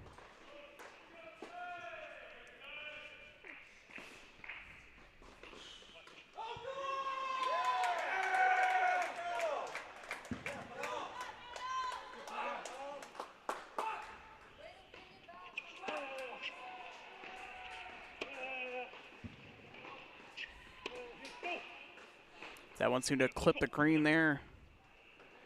Called out there by Stein Slump.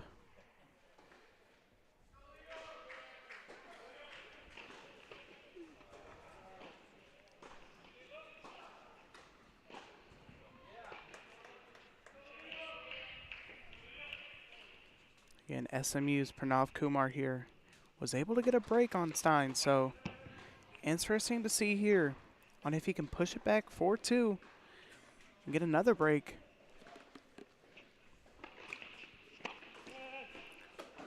Or Stein Slump here looking to get a break of his own to push it to 5-1.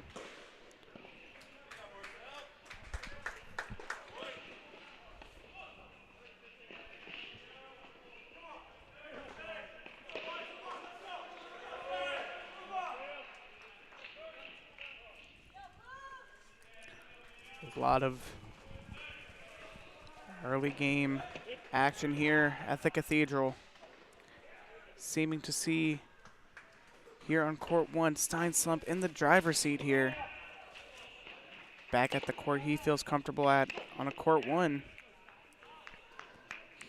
Yeah, he's really been an assertive force from the get-go here in this opening set here on court one. So he's really caught Kumar off guard now with a commanding 4-1 lead, where he's really improved from where he looked from Friday night. So he's really been commanding and almost flawless, aside from dropping that one where it's now 4-1. So Stein Slump looking phenomenal as it seems here to open up here on his first set.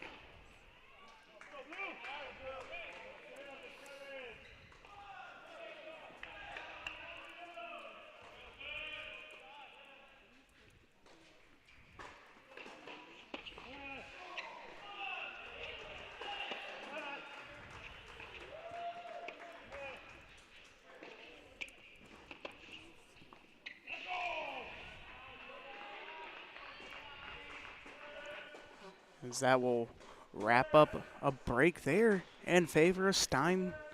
Pushes it now 5-1.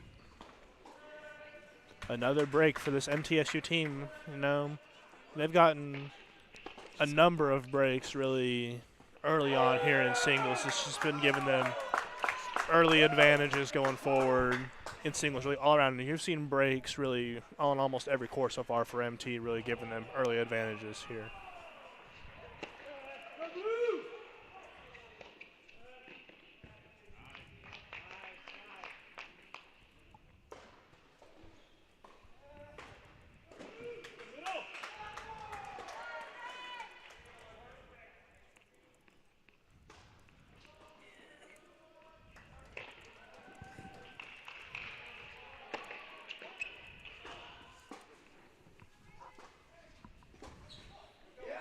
Once again, all these other courts here seem to be kind of neck-and-neck battles. We have 3 3s and 3 2s Just up by 1 game advantages here, but Stein Slump really putting on a clinic here early on in the first set here on court 1.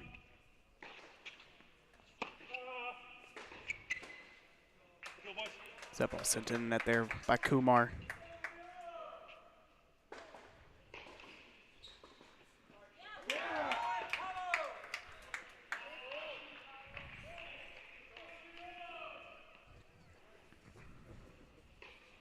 We got all kinds of brands of tennis here. Stein Slump. For all the Blue Raider fans out there, kind of going the Noel Moreno route here early on. Jumping out to, hopefully to jump out to a quick first set victory here on court 1.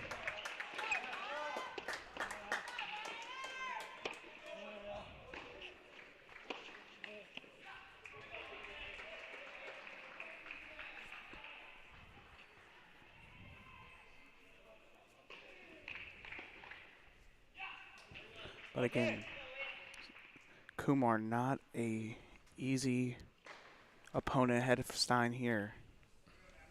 He is going to give Stein his absolute all here, trying to avoid a 6-1 defeat here in the first set.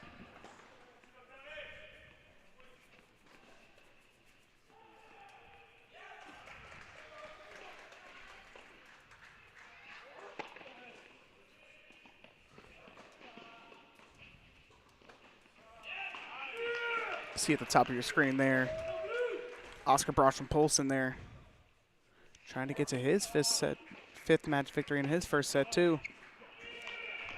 Stein will secure a sneak by there.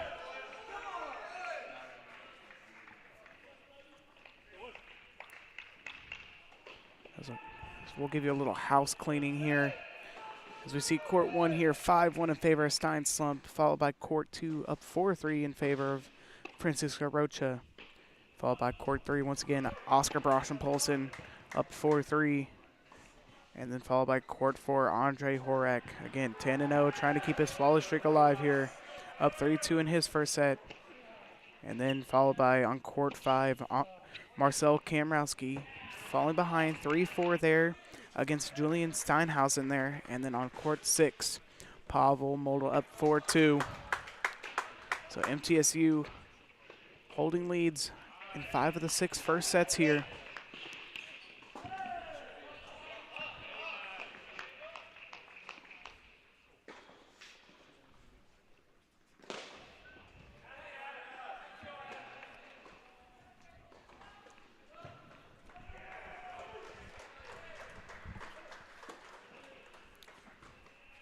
Stein Slump here looking to secure. Beautiful ball there by Stein.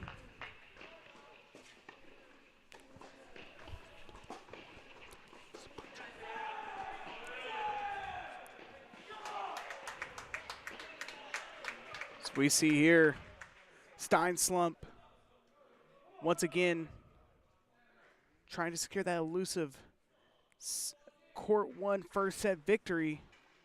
But another man looking to secure his first set victory is Oscar Brosham Polson on court 3, going up 5-3 here, as we'll go double screened here. On left side of your screen, court 1, Stein Slump once again is up 5-1 in his match.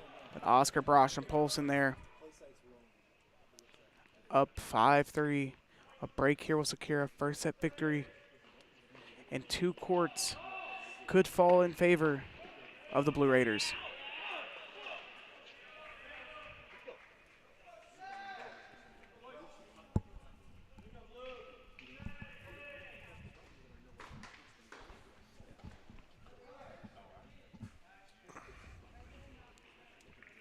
Again, MTSU secured that 1 point in their doubles. So now looking for 3 courts that they can claim here in singles and secure a huge bounce back victory after a heartbreaking loss against the Cowboys from Oklahoma State interesting to see there as we see, courts 1 and courts 3 falling in favor of MTSU. Jace, what's another court that you can see, MTSU kind of being able to hold control of and just see as a court that we could be later on seeing as a clincher?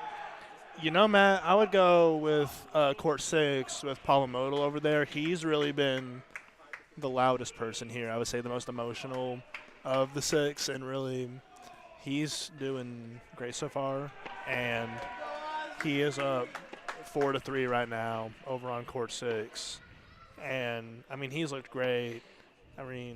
If I were to highlight one, it'd probably be that one, but the rest of them are really neck and neck outside of courts 1 and 3. So, MT is having their way so far. They're winning most of their early sets. So, it'd be great to see them be able to close out here and, take an early 3 sets or take an early 3 courts to just go ahead and close it out for them to just feel comfortable about themselves here.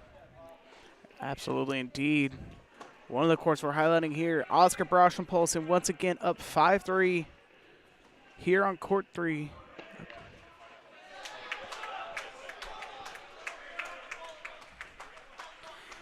As we saw, as we just left court 1, Steinslump was able to secure a 6-1 victory there in the first set. That one sent just a tad long there by Broschen-Polson.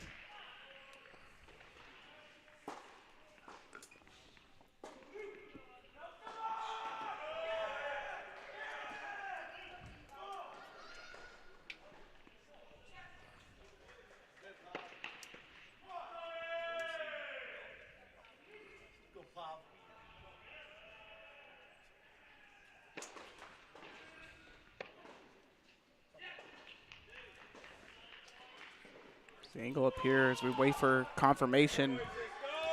By the looks of it, it seems to have clipped that back line.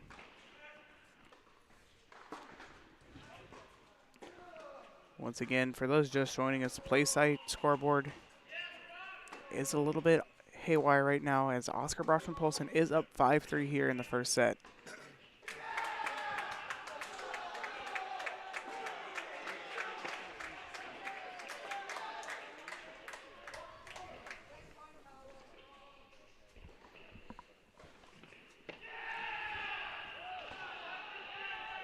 Another out there called by Oscar Broschen-Polson, believe will result in a double fault, now securing a 6-3 lead there and securing a first set victory for Oscar Broschen-Polson there on court 3.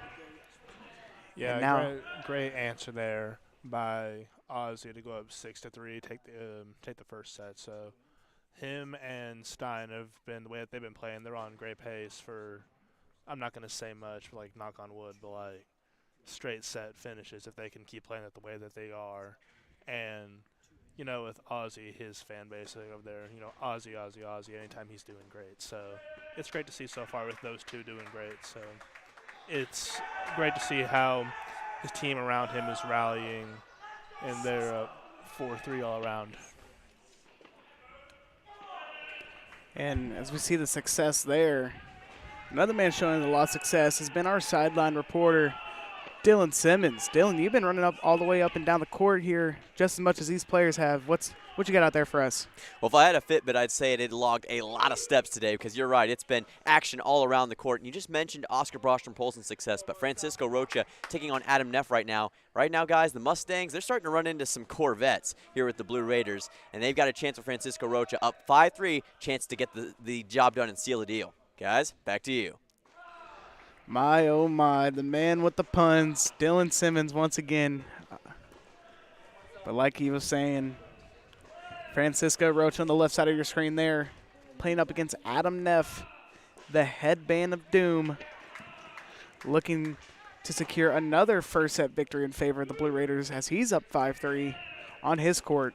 I love that comparison there. I think if anyone would really fit that mold, it would be Francisco Rocha to be a Corvette. So I think that's a great comparison there. I like the pun that Simmons put in there. Always got to be on your toes when listening to a Dylan Simmons broadcast.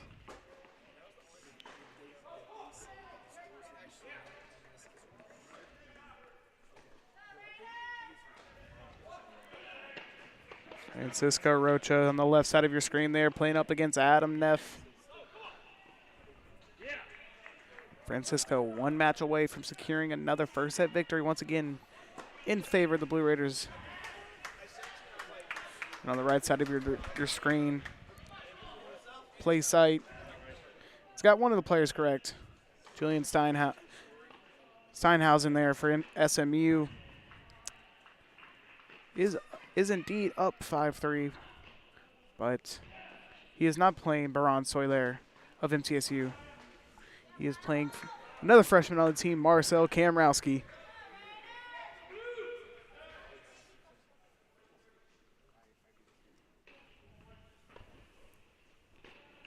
So we see stoppage of play there on the left side. Court 2 still in favor of Francisco Rocha.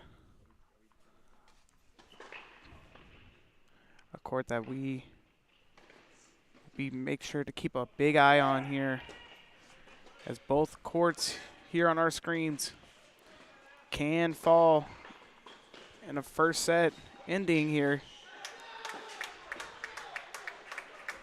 One in favor of SMU, the other one in favor of MTSU. Lots of S and M's and U's, and could be a little bit confusing here, but I think we got it under control here. Yeah, we got it pretty well under control, Matt. It's okay. The abbreviations can become a mouthful, but I think we've handled it pretty well here so far. Set point there for Steinhausen, as he is looking to secure a first set victory in favor of the Mustangs. As we've seen, the only two courts to have in their first sets have fallen in favor of the Blue Raiders.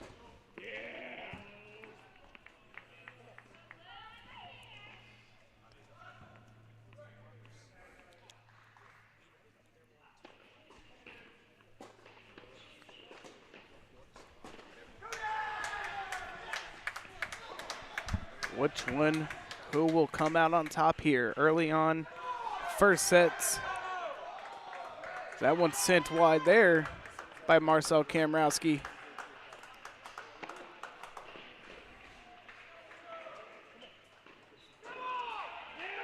And that will wrap up our first set action there on court number 5, as Julian Steinhausen secures a first set victory of 6-3 over freshman Marcel Kamrowski.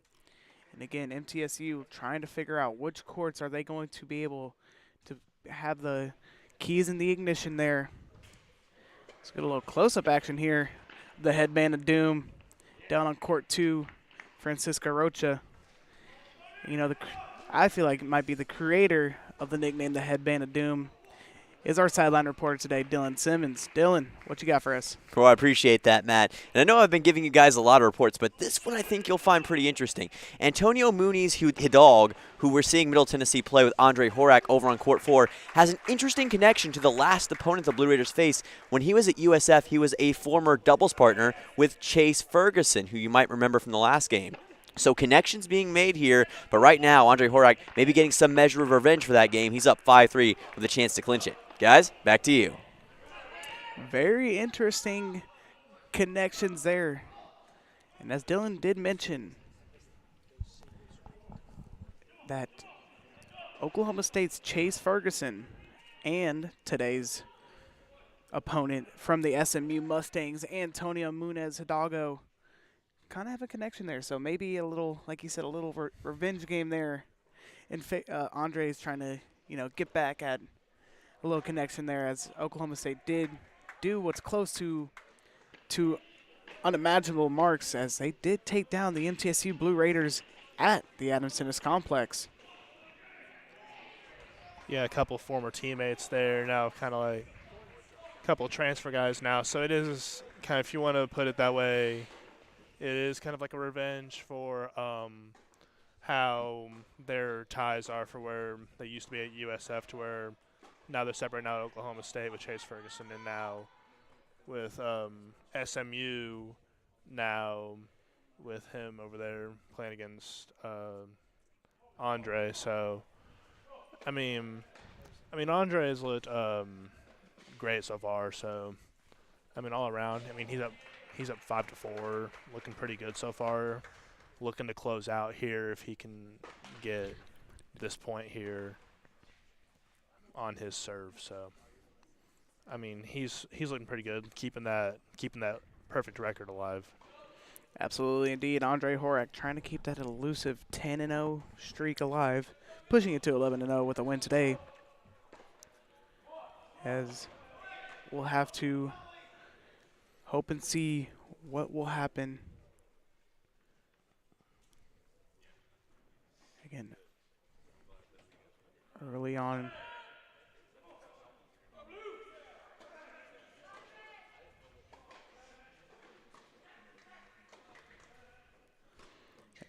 And as we see there, again, MTSU jumping out to early set victories on courts 1, 2, and 3. So court 1 with Stein Slump, court 2 with Francisco Rocha, and court 3 with Oscar Brosham Polson. So again, those 3 courts, something to look forward to for Blue Raider fans. As once again, securing that early doubles points, it's been the trademark of every broadcast, is securing that doubles point. Now you only have 3 courts to worry about, and you have 3 courts that have fallen into your lap as first set victories in favor of your team. Yeah, we're on court 3 now. So in the second set, Ozzy is up 2-0 now, and then you have the second set is on court 1. Stein Slump is down 1-0 over to Kumar there. So not worried really either way about Stein Slump. I think he'll be fine. I think he'll pick up to where he left off in the previous set and then sit pretty, as he just did there. He tied it up 1-1. So little back and forth action starting over there on court 1, and here on court 3 where we're tuning in. Ozzy is sitting pretty so far to start out, up 2-0 here against Crawl.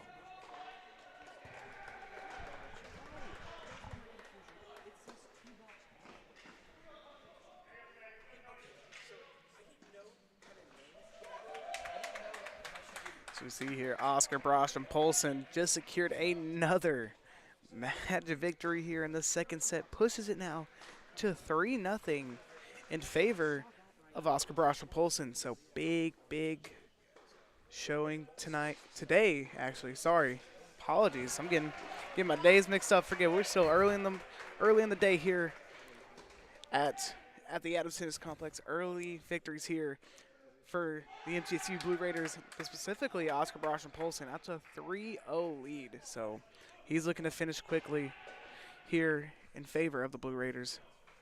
Yeah, we're here now over on court 4 with Andre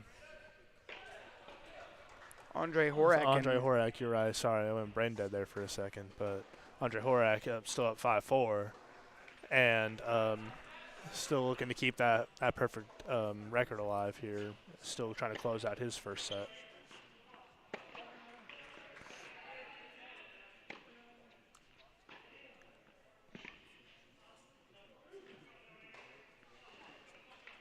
That one seemed to be just a bit out there of that line. Lands in favor of Antonio Munez Hidalgo. 5-4 still in favor of Andre Horak.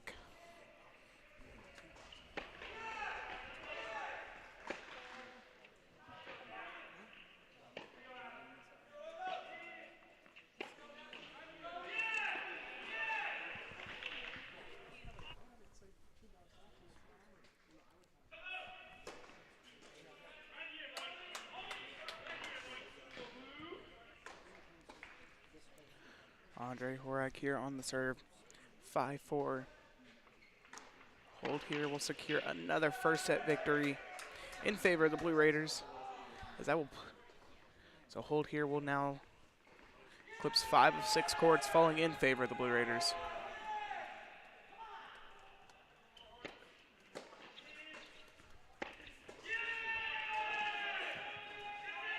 Not so fast, says Antonio Munez Hidalgo, as this will now push it to a 5-5 tie here in the first set. Andre Horak And Antonio Munoz Hidalgo going back and forth here. Munoz Hidalgo here trying to do something that no one has been able to do yet, and that is take down freshman sensation Andre Horak. Yeah, as you said, they've been really trading blows back and forth here. You know, Andre started out up 2-0, and then really after that, Munoz Hidalgo has really had an answer and came back to make it 3-2 where he was in front. And now it's just really been back and forth going both ways with him and Andre here. So great action all around here in this first set.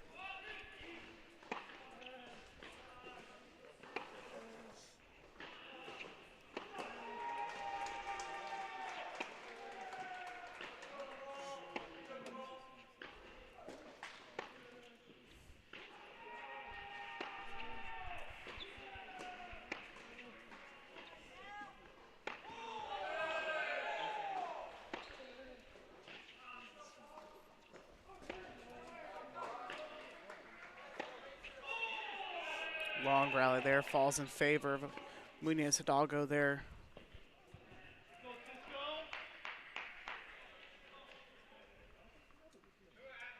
So we see their standard lineup for the Blue Raiders here in this first part of more of a, not necessarily a day-night doubleheader, but more so a lunchtime to dinner time doubleheader. Interesting to see on how long this one will go and how it will make head coach Jimmy Borndame play his cards for the second hand.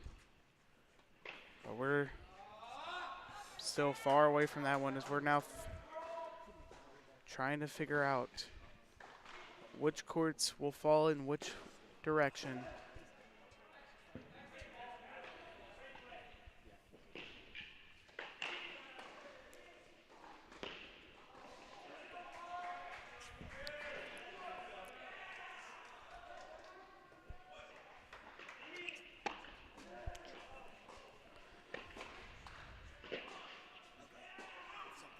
That one sent long there by Antonio Munoz Hidalgo. Again, 5-5 tie there on court for Andre Horak. Fighting tooth and nail, trying to secure a first set victory there in favor of the Blue Raiders and trying to keep that flawless streak. But again, Munoz Hidalgo giving it everything he's got here early on. Yeah, you're right. He really has had an answer for really everything that Andre Horak has had to offer him, and the same can be said the other way whenever Munoz Hidalgo has something to answer that Andre Horak has had whatever momentum has just been taken away for what he's had to say. So really an even match competition goes so far. You know, Andre Horak trying to keep that unbeaten streak alive that we all know about, and Munoz Hidalgo trying to put an end to that here today. As we go double screen here on the left side, court 3, Oscar Brostrom Polson up 4-0 here in his second set. And on your right, once again, Andre Horak and Antonio Munoz Hidalgo all knotted up 5-all. Beautiful ball there on the right side of your screen by Andre.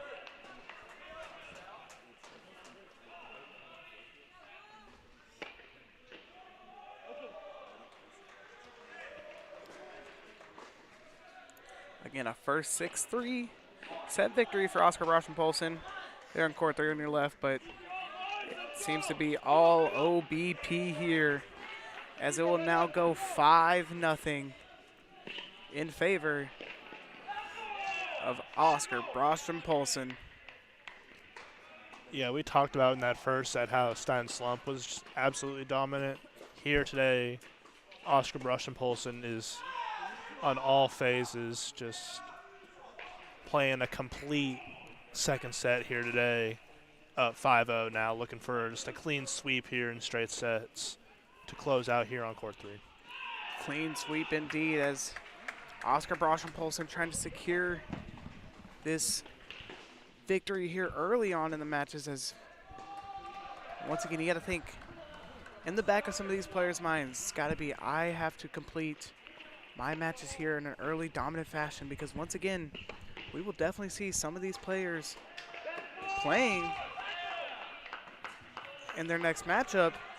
And after that ball sent long there by Antonio Munoz, Hidalgo will now secure a 7-5 victory, I believe, in favor of Andre Horak. It's waiting on confirmation there by the ITA officials. What will be the call for court 4? My apologies, seems to have been a 6-5. So still in that first set. Once again, got to win by 2 in order to secure a set here. So Andre Horak in the driver's seat here. First set on the right side of your screen in court 4.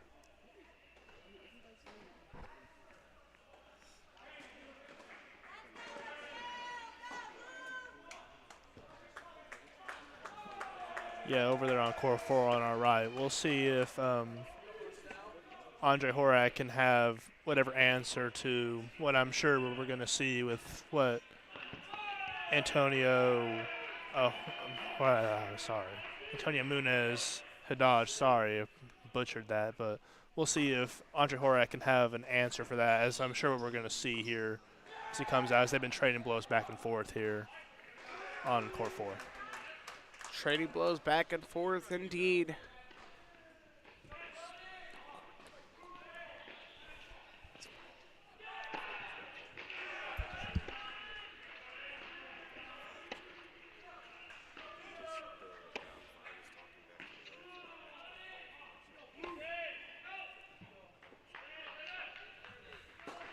And just as news breaks, it seems to have been, we're getting confirmation, but court 5 of Marcel Kamrowski and Julian Steinhausen has seemed to be called due to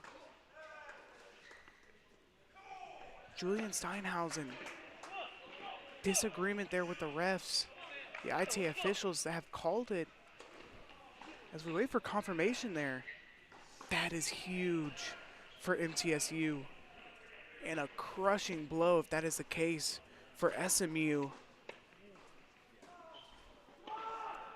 Yeah, if that is true, then that is a huge point for MTSU that they were going to need, because Marcel Kamrowski was trailing. He dropped the first set there and then was trailing in the second set. So that's a huge turnaround if it goes in favor of MTSU, if that is true. So that's just a cool reminder that even if something doesn't seem to go your way, you can't let your emotions get the best of you. You have to stay cool, calm, collected, and you can't lash out at the official like that. You know, otherwise stuff like that can happen where they'll call it, if that is the case over there on court 5. Okay, confirmation seems to be that action will still resume on court 5. A little jump the gun there by us and the crew, but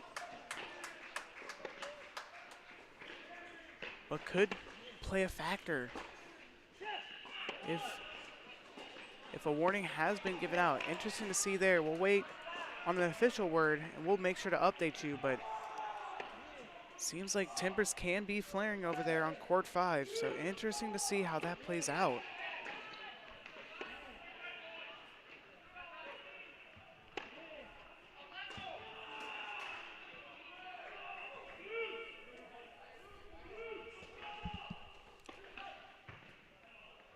But once again, on the left side of your screen, Oscar Brostrom Polson there. Okay. So just we got confirmation. Seems to be a little bit misunderstanding.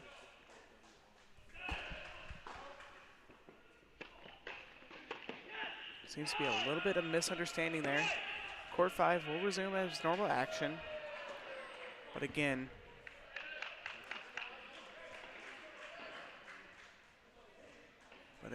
could be interesting to see.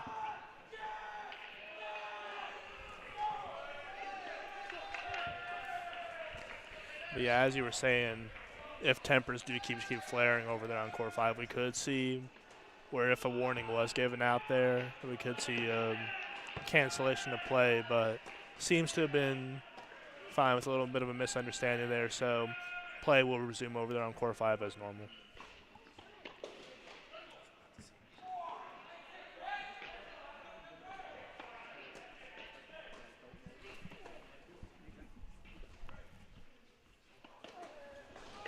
Once again, on the left side of your screen, the score is 5-1, second set there in favor of Oscar Brosham Polson.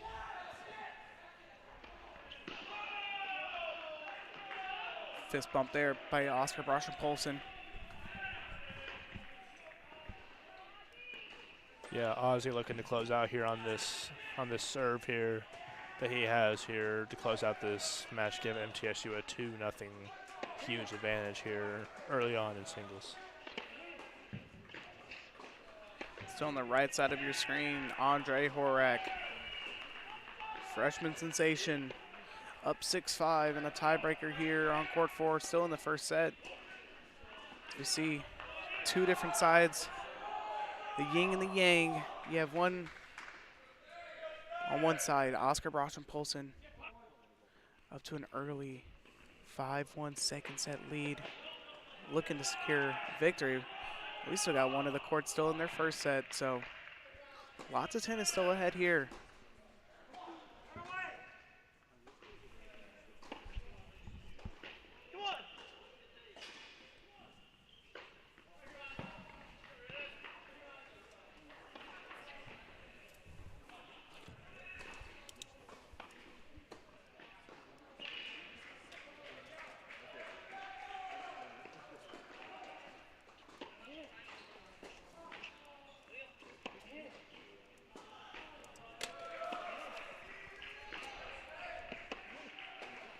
It seems there with that ball sent it to the net, Andre Horak will secure a first set victory by a score of 7-5 on court 4.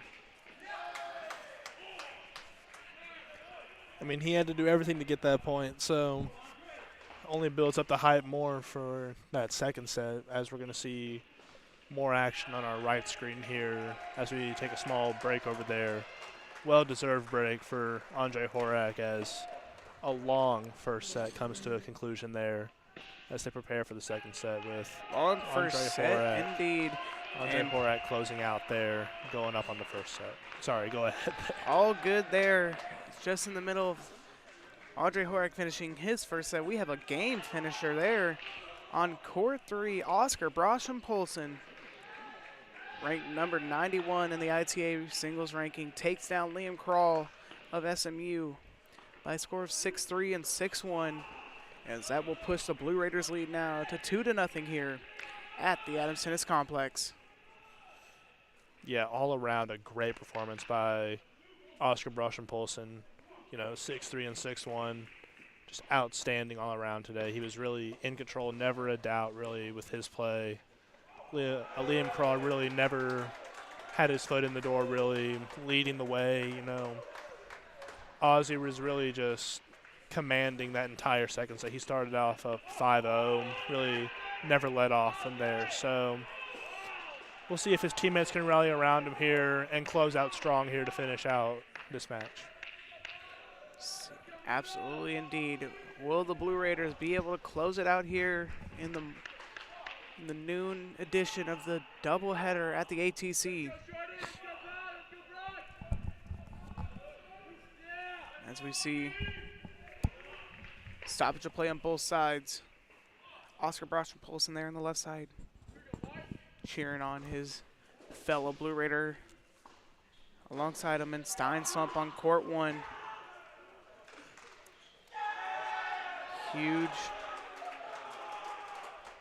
Huge clincher there by Oscar Brosham Polson. Interesting to see how that plays out, because once again, on our right side, we saw Andre Horak just finishing his first set 7-5 victory over Antonio Munoz Hidalgo there. So again, depending on the agreements made by Coach Grant Chin and Coach Jimmy Borndane on if they want to see all these matches play out, but we could see a stoppage once 4 points are put on the board by a team. I would imagine for the condition of the players here for MTSU, considering that they have a match following us at 4, that they would stop play at 4 so that way they can get a longer break going into their next match against Austin P. Slippage there by Stein. Not much he can do there.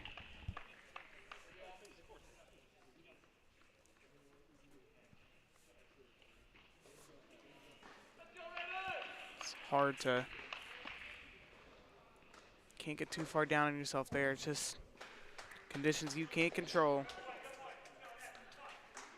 Stein slump looking to keep his head focused here and rebound.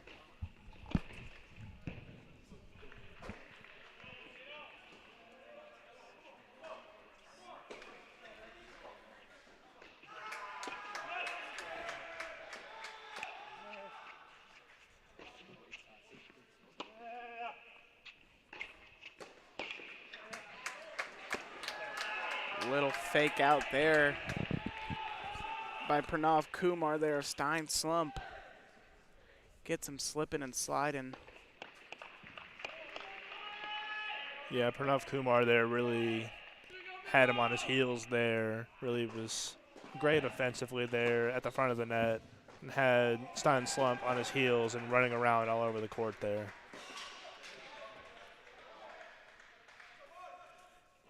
Again, Stein slump. Secure the first set victory. This one in the second set here, a little different story, as it is 3-3 here on court 1. A Stein slump once again, trying to finish off Pranav Kumar here.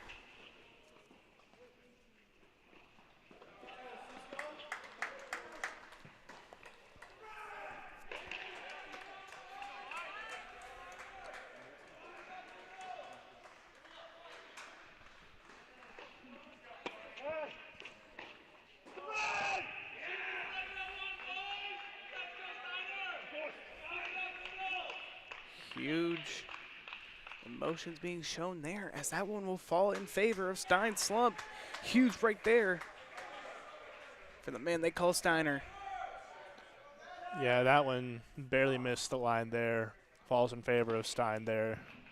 Huge point for him to take there as he goes into his next serve. So a huge break point there for him to be able to take and go up 4-3 here in the second set. 4-3 now pushes it to his serve. And with the hold here, you are 5-3 in favor of Stein slump.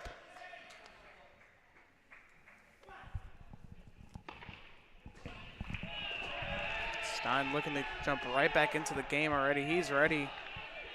He's wanting to go.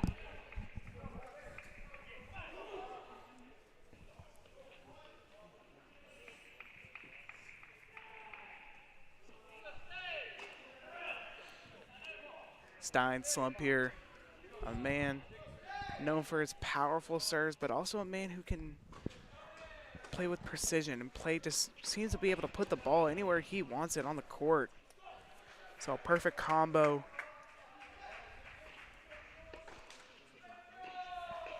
As we saw there, just absolute massive break there for Stein and this Blue Raiders team as they're looking to secure a bounce-back victory here in the early portions of the doubleheader.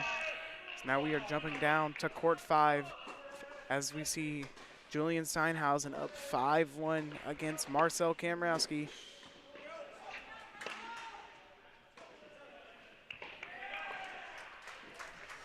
And as we have a stoppage of play here really quick, let's shoot it on over to our sideline reporter, Dylan Simmons. Dylan, what you got for me today?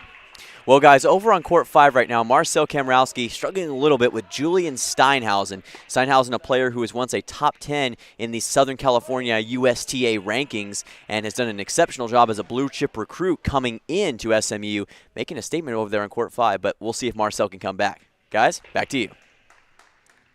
Thanks for the input there, Mr. Simmons.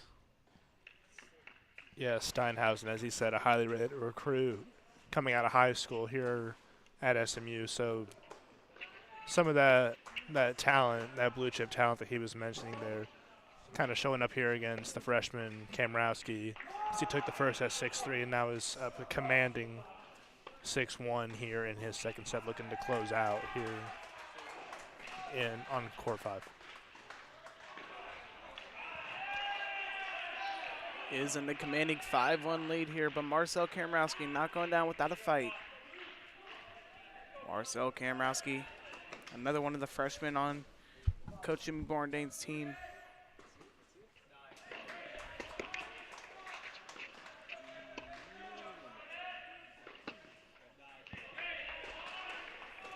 Textbook spike there by Kamrowski. Pushes it now 5-2, but still no room for error here for Marcel Kamrowski. If he's looking to mount a massive comeback here against Julian Steinhausen.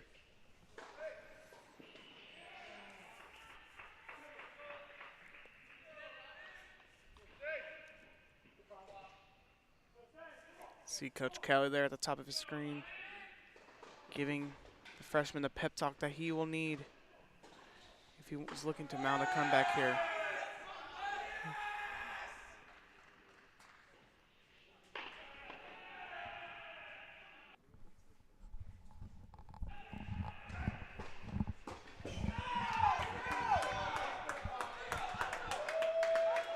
They have a stoppage of play here.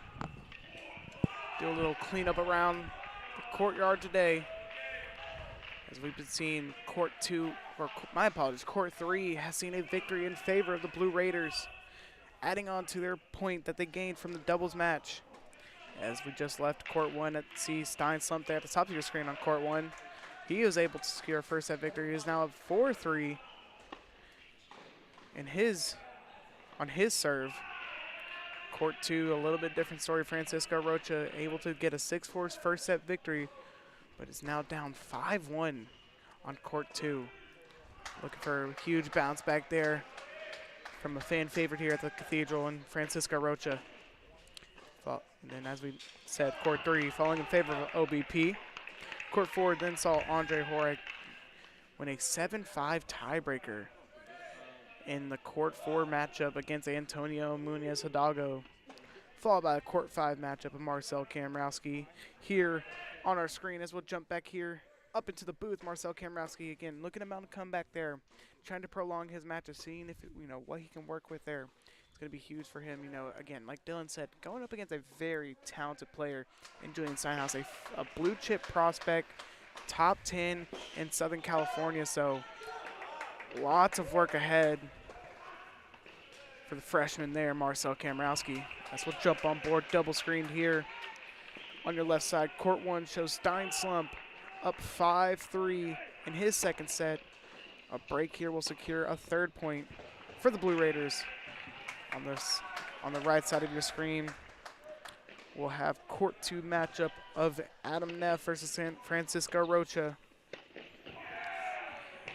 Francisco Rocha able to secure the first set, but it's been all Adam Neff here in the second, as he is up 5-1. And it looks like he will clinch it 6-1 there on court number 2. Again, I will now push it to a third set. And if I was a betting man, I would not put it past Francisco Rocha, as he is always looking to bounce back. So, huge match to watch there, but huge match in progress is on the left side, as we see Stein Slump playing off against Pranav Kumar here. Can Kumar avoid a defeat here from Stein Slump?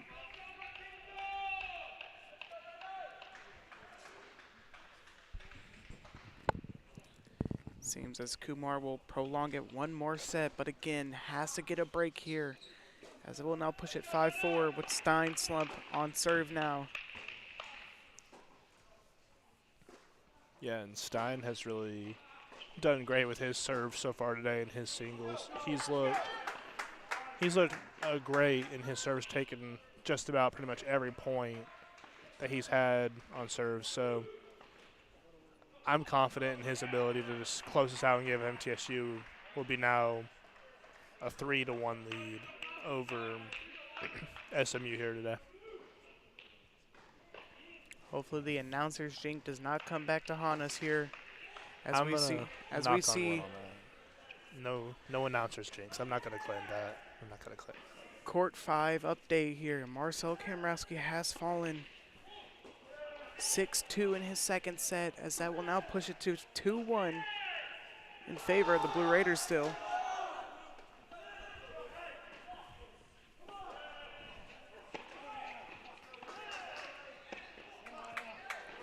An update there.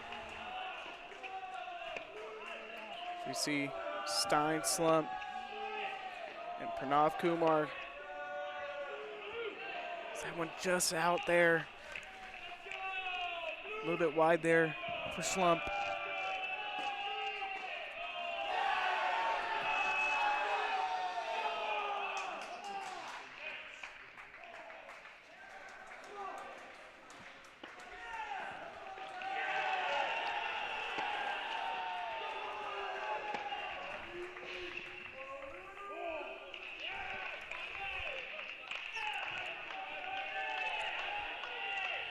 We'll see here. Court 1 still on our left side here. Stein slump. He's trying to secure another victory here for the Blue Raiders. Trying to push it now to 3-1, but still one more set to go for him. But the thing he has going for him is that it is his serve there. As we'll jump in here. A lot of commotion has been going down on court 6. We have a stoppage here right now, but we see Pavel Model jumped out to a 6-4 victory there in the first set, but now 3-2 in favor of SMU's Lewis Cloud here.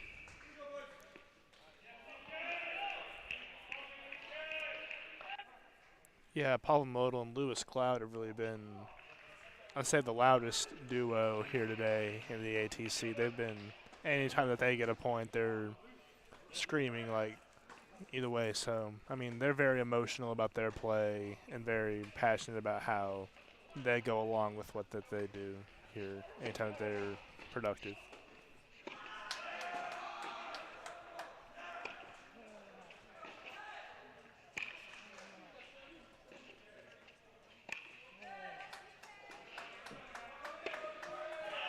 That one sent out there by Stein. Beautiful battle there by Kumar.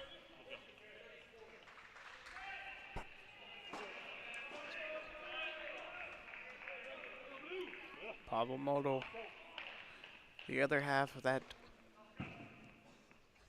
duo in the doubles.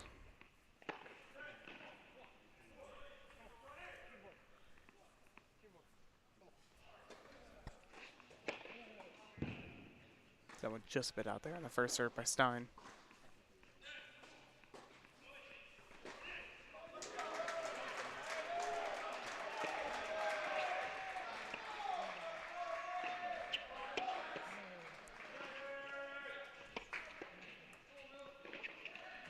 That ball sent to net by Kumar. Claps now fill the ATC. As it seems, Stein slump is one ball away from securing another point in favor of the Blue Raiders.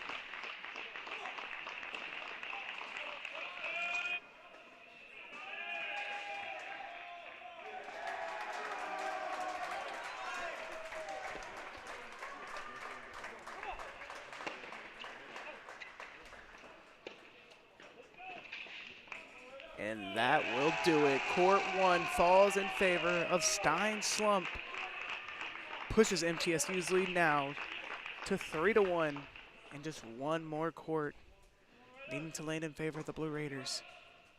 Yeah, great rebound there by Stein slump. He fell down early, was kind of in a back and forth battle there with Kumar, and was able to show some great adversity there and come back and get a nice win there to close out strong and give MT another point and go up 3-1, which coincidentally, not going to say anything, but 3-1, which is what they were up against Oklahoma State. So not trying to be like anything bad, but another nice lead for MT here at 3-1. So one quarter away from closing it out.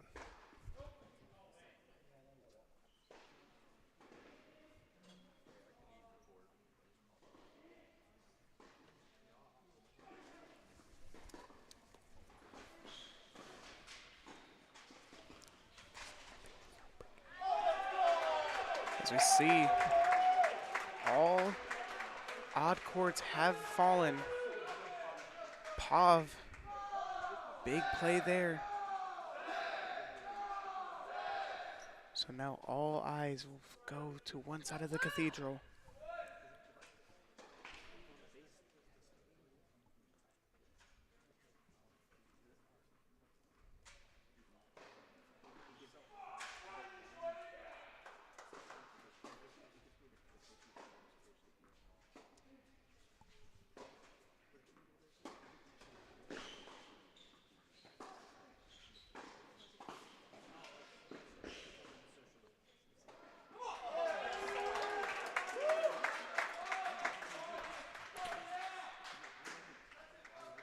Nice aggressive play there by Pavel Model, forcing Cloud to make a split decision. Yeah, Pavel Model there, he had a great offensive approach there, coming at Lewis Cloud there, forcing him to do an uncharacteristic, lob it up and just have it be a little too long for him there.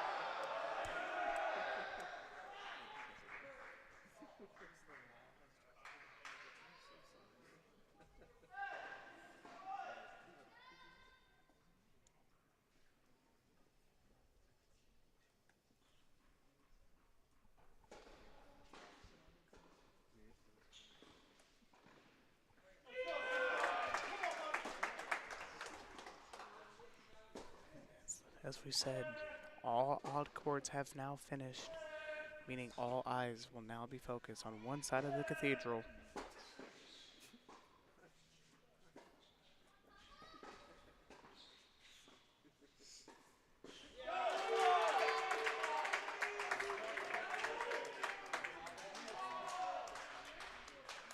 Another beautiful offensive aggression there by Pavel Model. Pushes it now 40-30. Yeah, the last 2 points there from Pavel have just been really aggressive, getting out in front of Lewis Cloud, forcing him to kind of rush his attack there, and it's kind of backfired on him twice there, but great approach by Pavel Model there.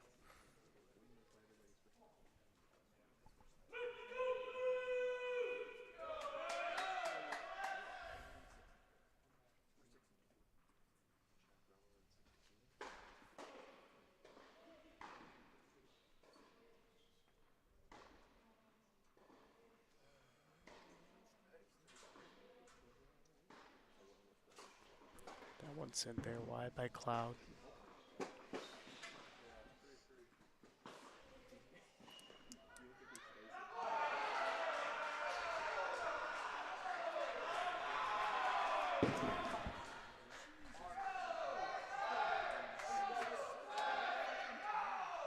So that one sent just a bit long there by Pavel Model. As you see his teammates getting behind him, trying to rally.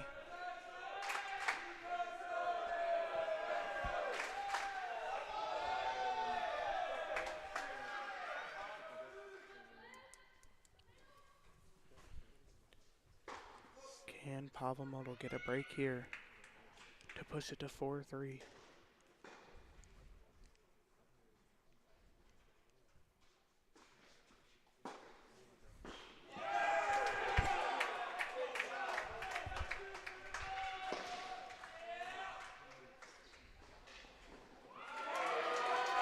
That he can with that deciding point. That should push it now, if scoreboard serves us correctly, to a 4-3 lead here for Pavel Model. Yeah, a huge break there. It's break time now for Pavel Model. Goes up 4-3 here, leading into his serve. So another huge point coming up here to see if he can capitalize on his serve coming up here, where he was just able to do the same on the break. So it would be a huge opportunity here to see if he can go up 5-3 on this upcoming serve for him.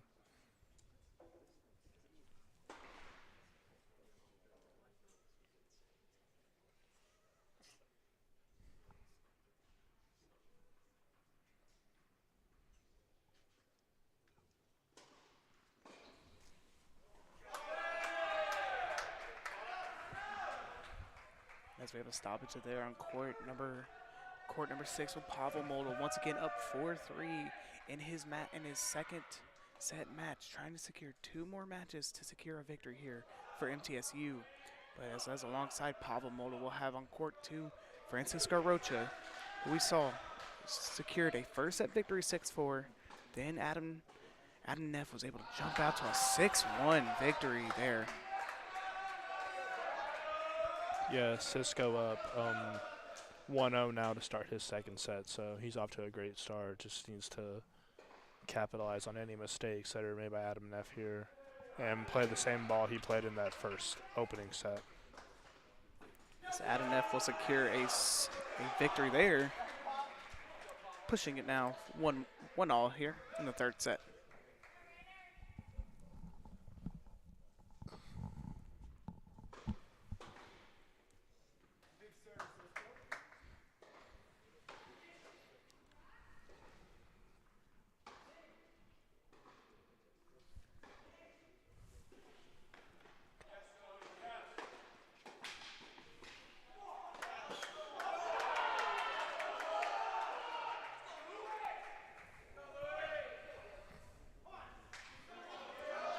Action resumes here on court 2. You see at the top of your right screen, that ball barely squeaking out, but Pavel Moldal saying, ITA, I think it clipped it.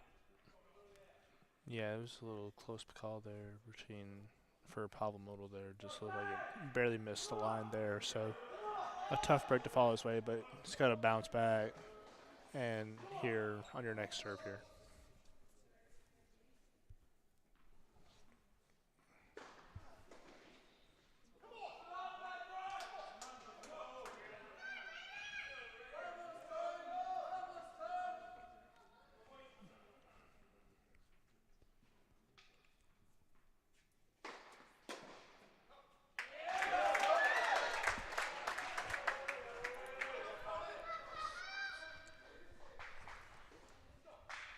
We'll jump here, back up into the booth. Again, court 6 has been a lot of commotion going on here.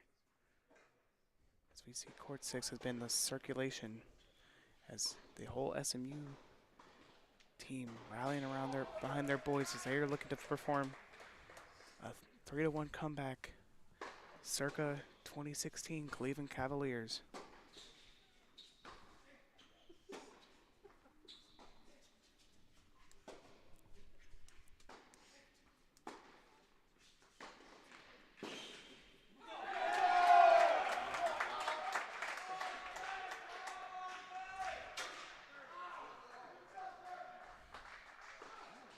Beautiful ball there by Pav, no answer.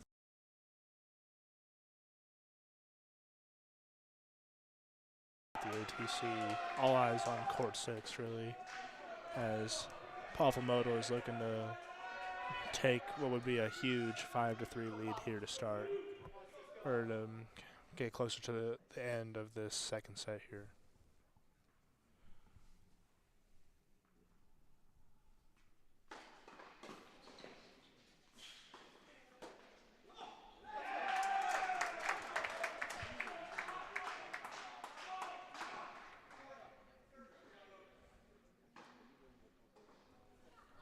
Beautiful answer there by Pavel Moldal, pushes it now 40-30. See at the top of the screen, his fellow Blue Raiders right next to his side, but also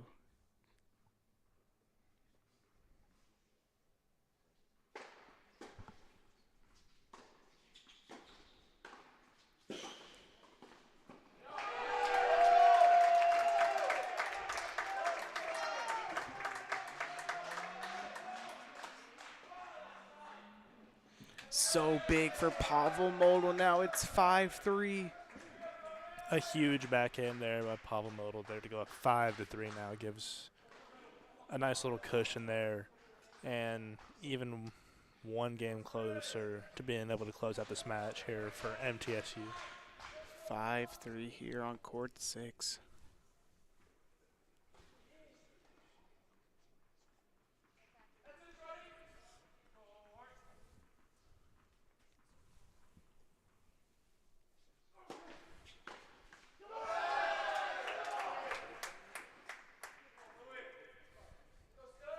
So break here can clinch the victory for MTSU.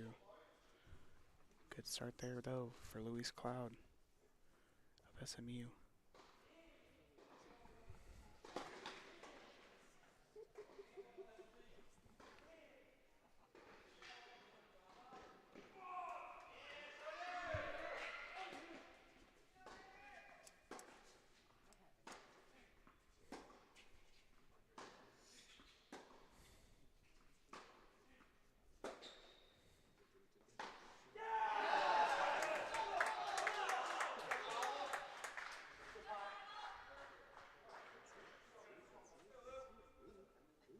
That one sent wide by Modal. Yeah, that one sailed on a little bit there. Lewis Cloud put him in a little bit of a tough situation there, kind of pinning him on the lines. So a great job by Lewis Cloud there to get the early 30-love lead and puts Pavel Modal in a bit of a bind here to make a little bit of a comeback here if he wants to close out this match right now.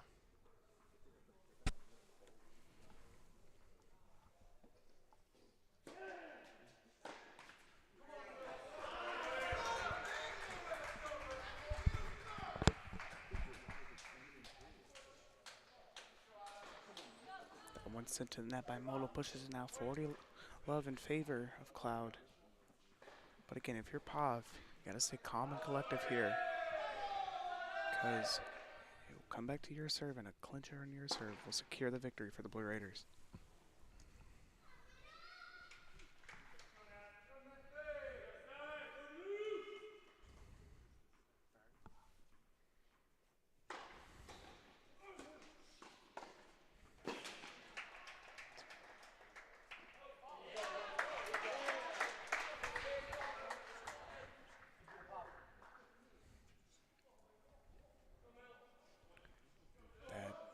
Fly ball shot from Cloud will not land. Pushes it now 40-15.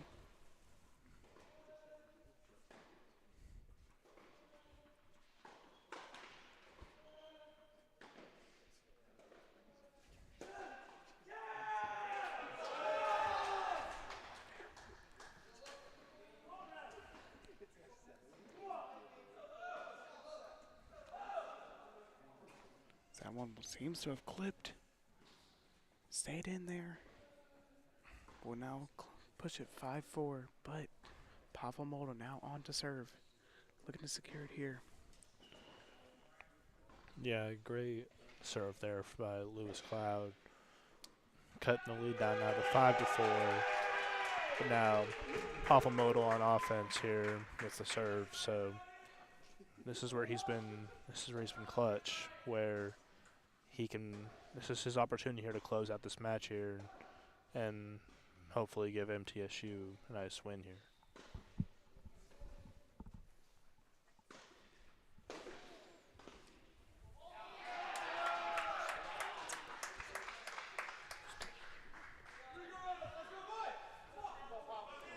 We're going to stay here during the intermission, because this could be the match. Can Pavel Modal secure the victory here for MTSU?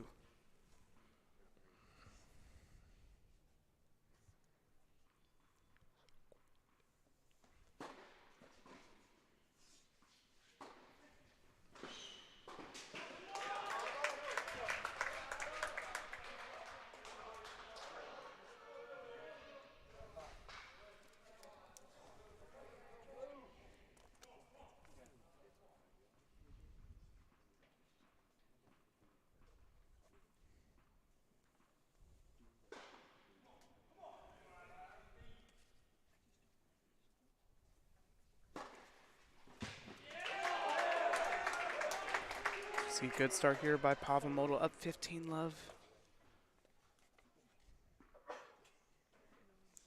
Power serve there by Pav, pushes to 30 love now.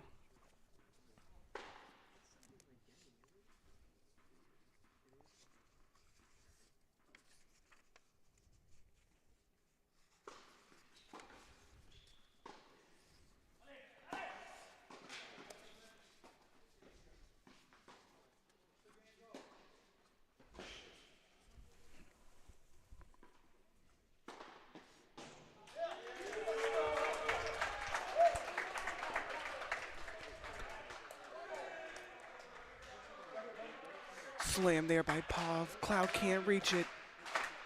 The claps will now fill the cathedral as Pavel Model is now one ball away from securing the victory here for the Blue Raiders.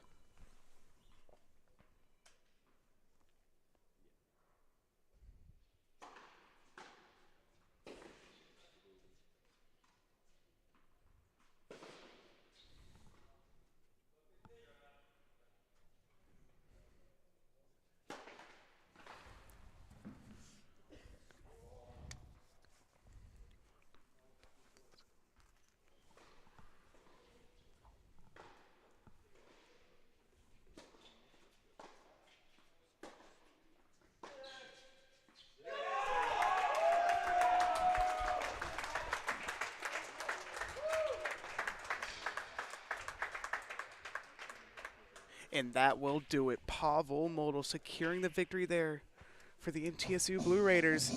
As a fight song now plays on, MTSU comes out with a 4-1 victory there over the SMU Mustangs. Huge bounce back victory here at the ATC for the Blue Raiders. So, Jace, what did you see out there that led to such a controlling victory there for the Blue Raiders? You know, it was really controlling from the get-go. From you had Ozzy and Stein. They went straight sets, won theirs very comfortably. And then it was huge by Pavel there to win his straight sets there at the very end to close it out. Saw this crowd paying attention to it. And then, you know, all around, even the doubles point, it was huge. So all around, great team effort, but then really stood out from Stein and Ozzy doing huge parts to just be dominant in their areas. Huge parts they played indeed. Again, MTSU securing a 4-1 victory over the SMU Mustangs. And we're going to take another quick short break here. When we return, we'll have the coaches interview, but also the player of the game. This is MTN Sports coverage of Blue Raider tennis on CUSA.TV. We'll be right back. Mental health affects us all, whether you finish first or last. Whether you win or lose. The stigma around these issues causes those around us to suffer in silence. Mental health is nothing to be ashamed of. You are not alone. You are not alone. As a student athlete, As a teammate, As a friend, We pledge to continue the conversation. because it matters. because you matter. stand up to the stigma. Stand up. Stand up. Continue the conversation. You are not alone. I have a voice. You have a voice. We have a voice. Our voices can be heard. Outside of sports. As student athletes, We have a platform. now more than ever, It's important that we listen, learn, and lead. and raise our voices for change We can all do more. Now is the time. to make a difference. This is our chance. This is our chance to make a better tomorrow. Together, We will continue the conversation. we have a voice. On June 23, 1972, Title IX was signed into law, and it reads, "No person in the United States shall, on the basis of sex, be excluded from participation in, be denied the benefits of, or be subjected to discrimination under any education program or activity, receiving federal financial assistance." Happy 50th anniversary, Title IX. Thank you for giving little girls like me and big kids like Conference USA student athletes the opportunity to dream big.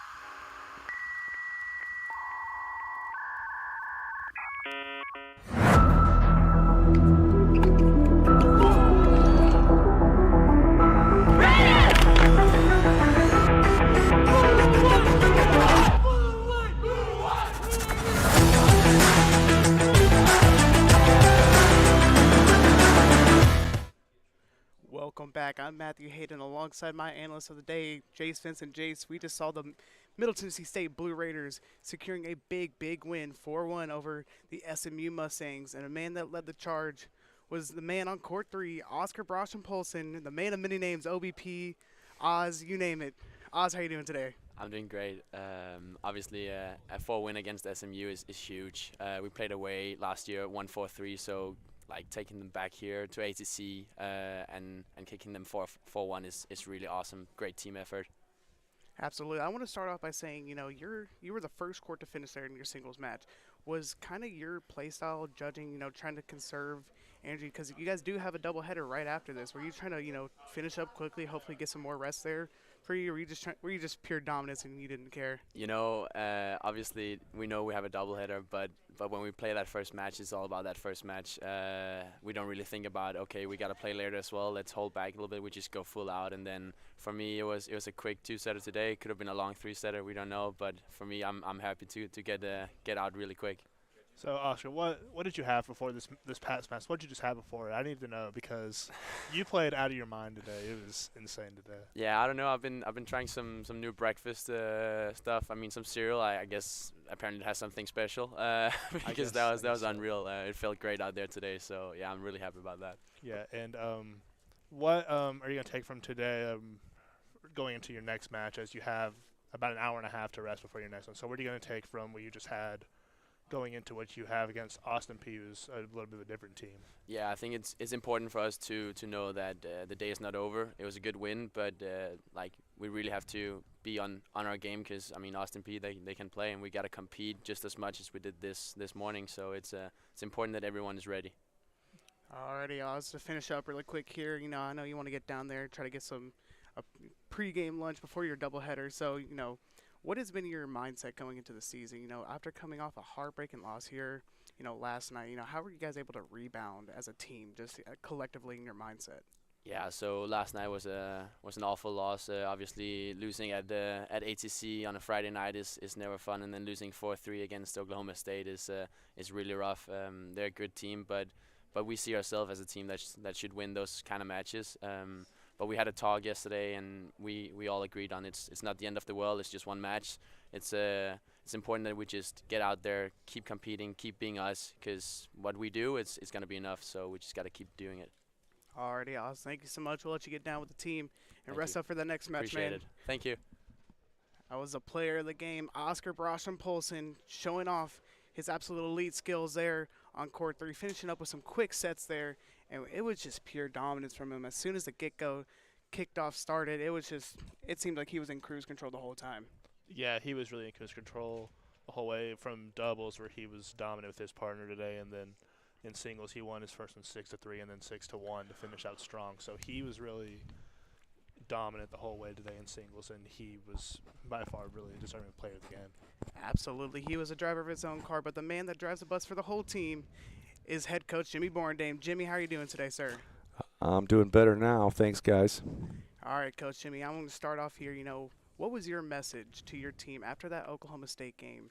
Coming into this weekend, with a doubleheader, what was the message for the team in the locker room? Yeah, to be honest, I was pretty frustrated. Not because that we lost, but more the way we lost the match. There were some instances where I thought we were playing not to lose, instead of playing to win. And then I also kind of felt, sometimes on Friday night we're so dominant here at ATC on Friday night. I mean, I was trying to figure out when the last time was we lost a match at ATC. I figured it was last year, Notre Dame. And then when was the last time we lost on Friday night? And I think it was 2018.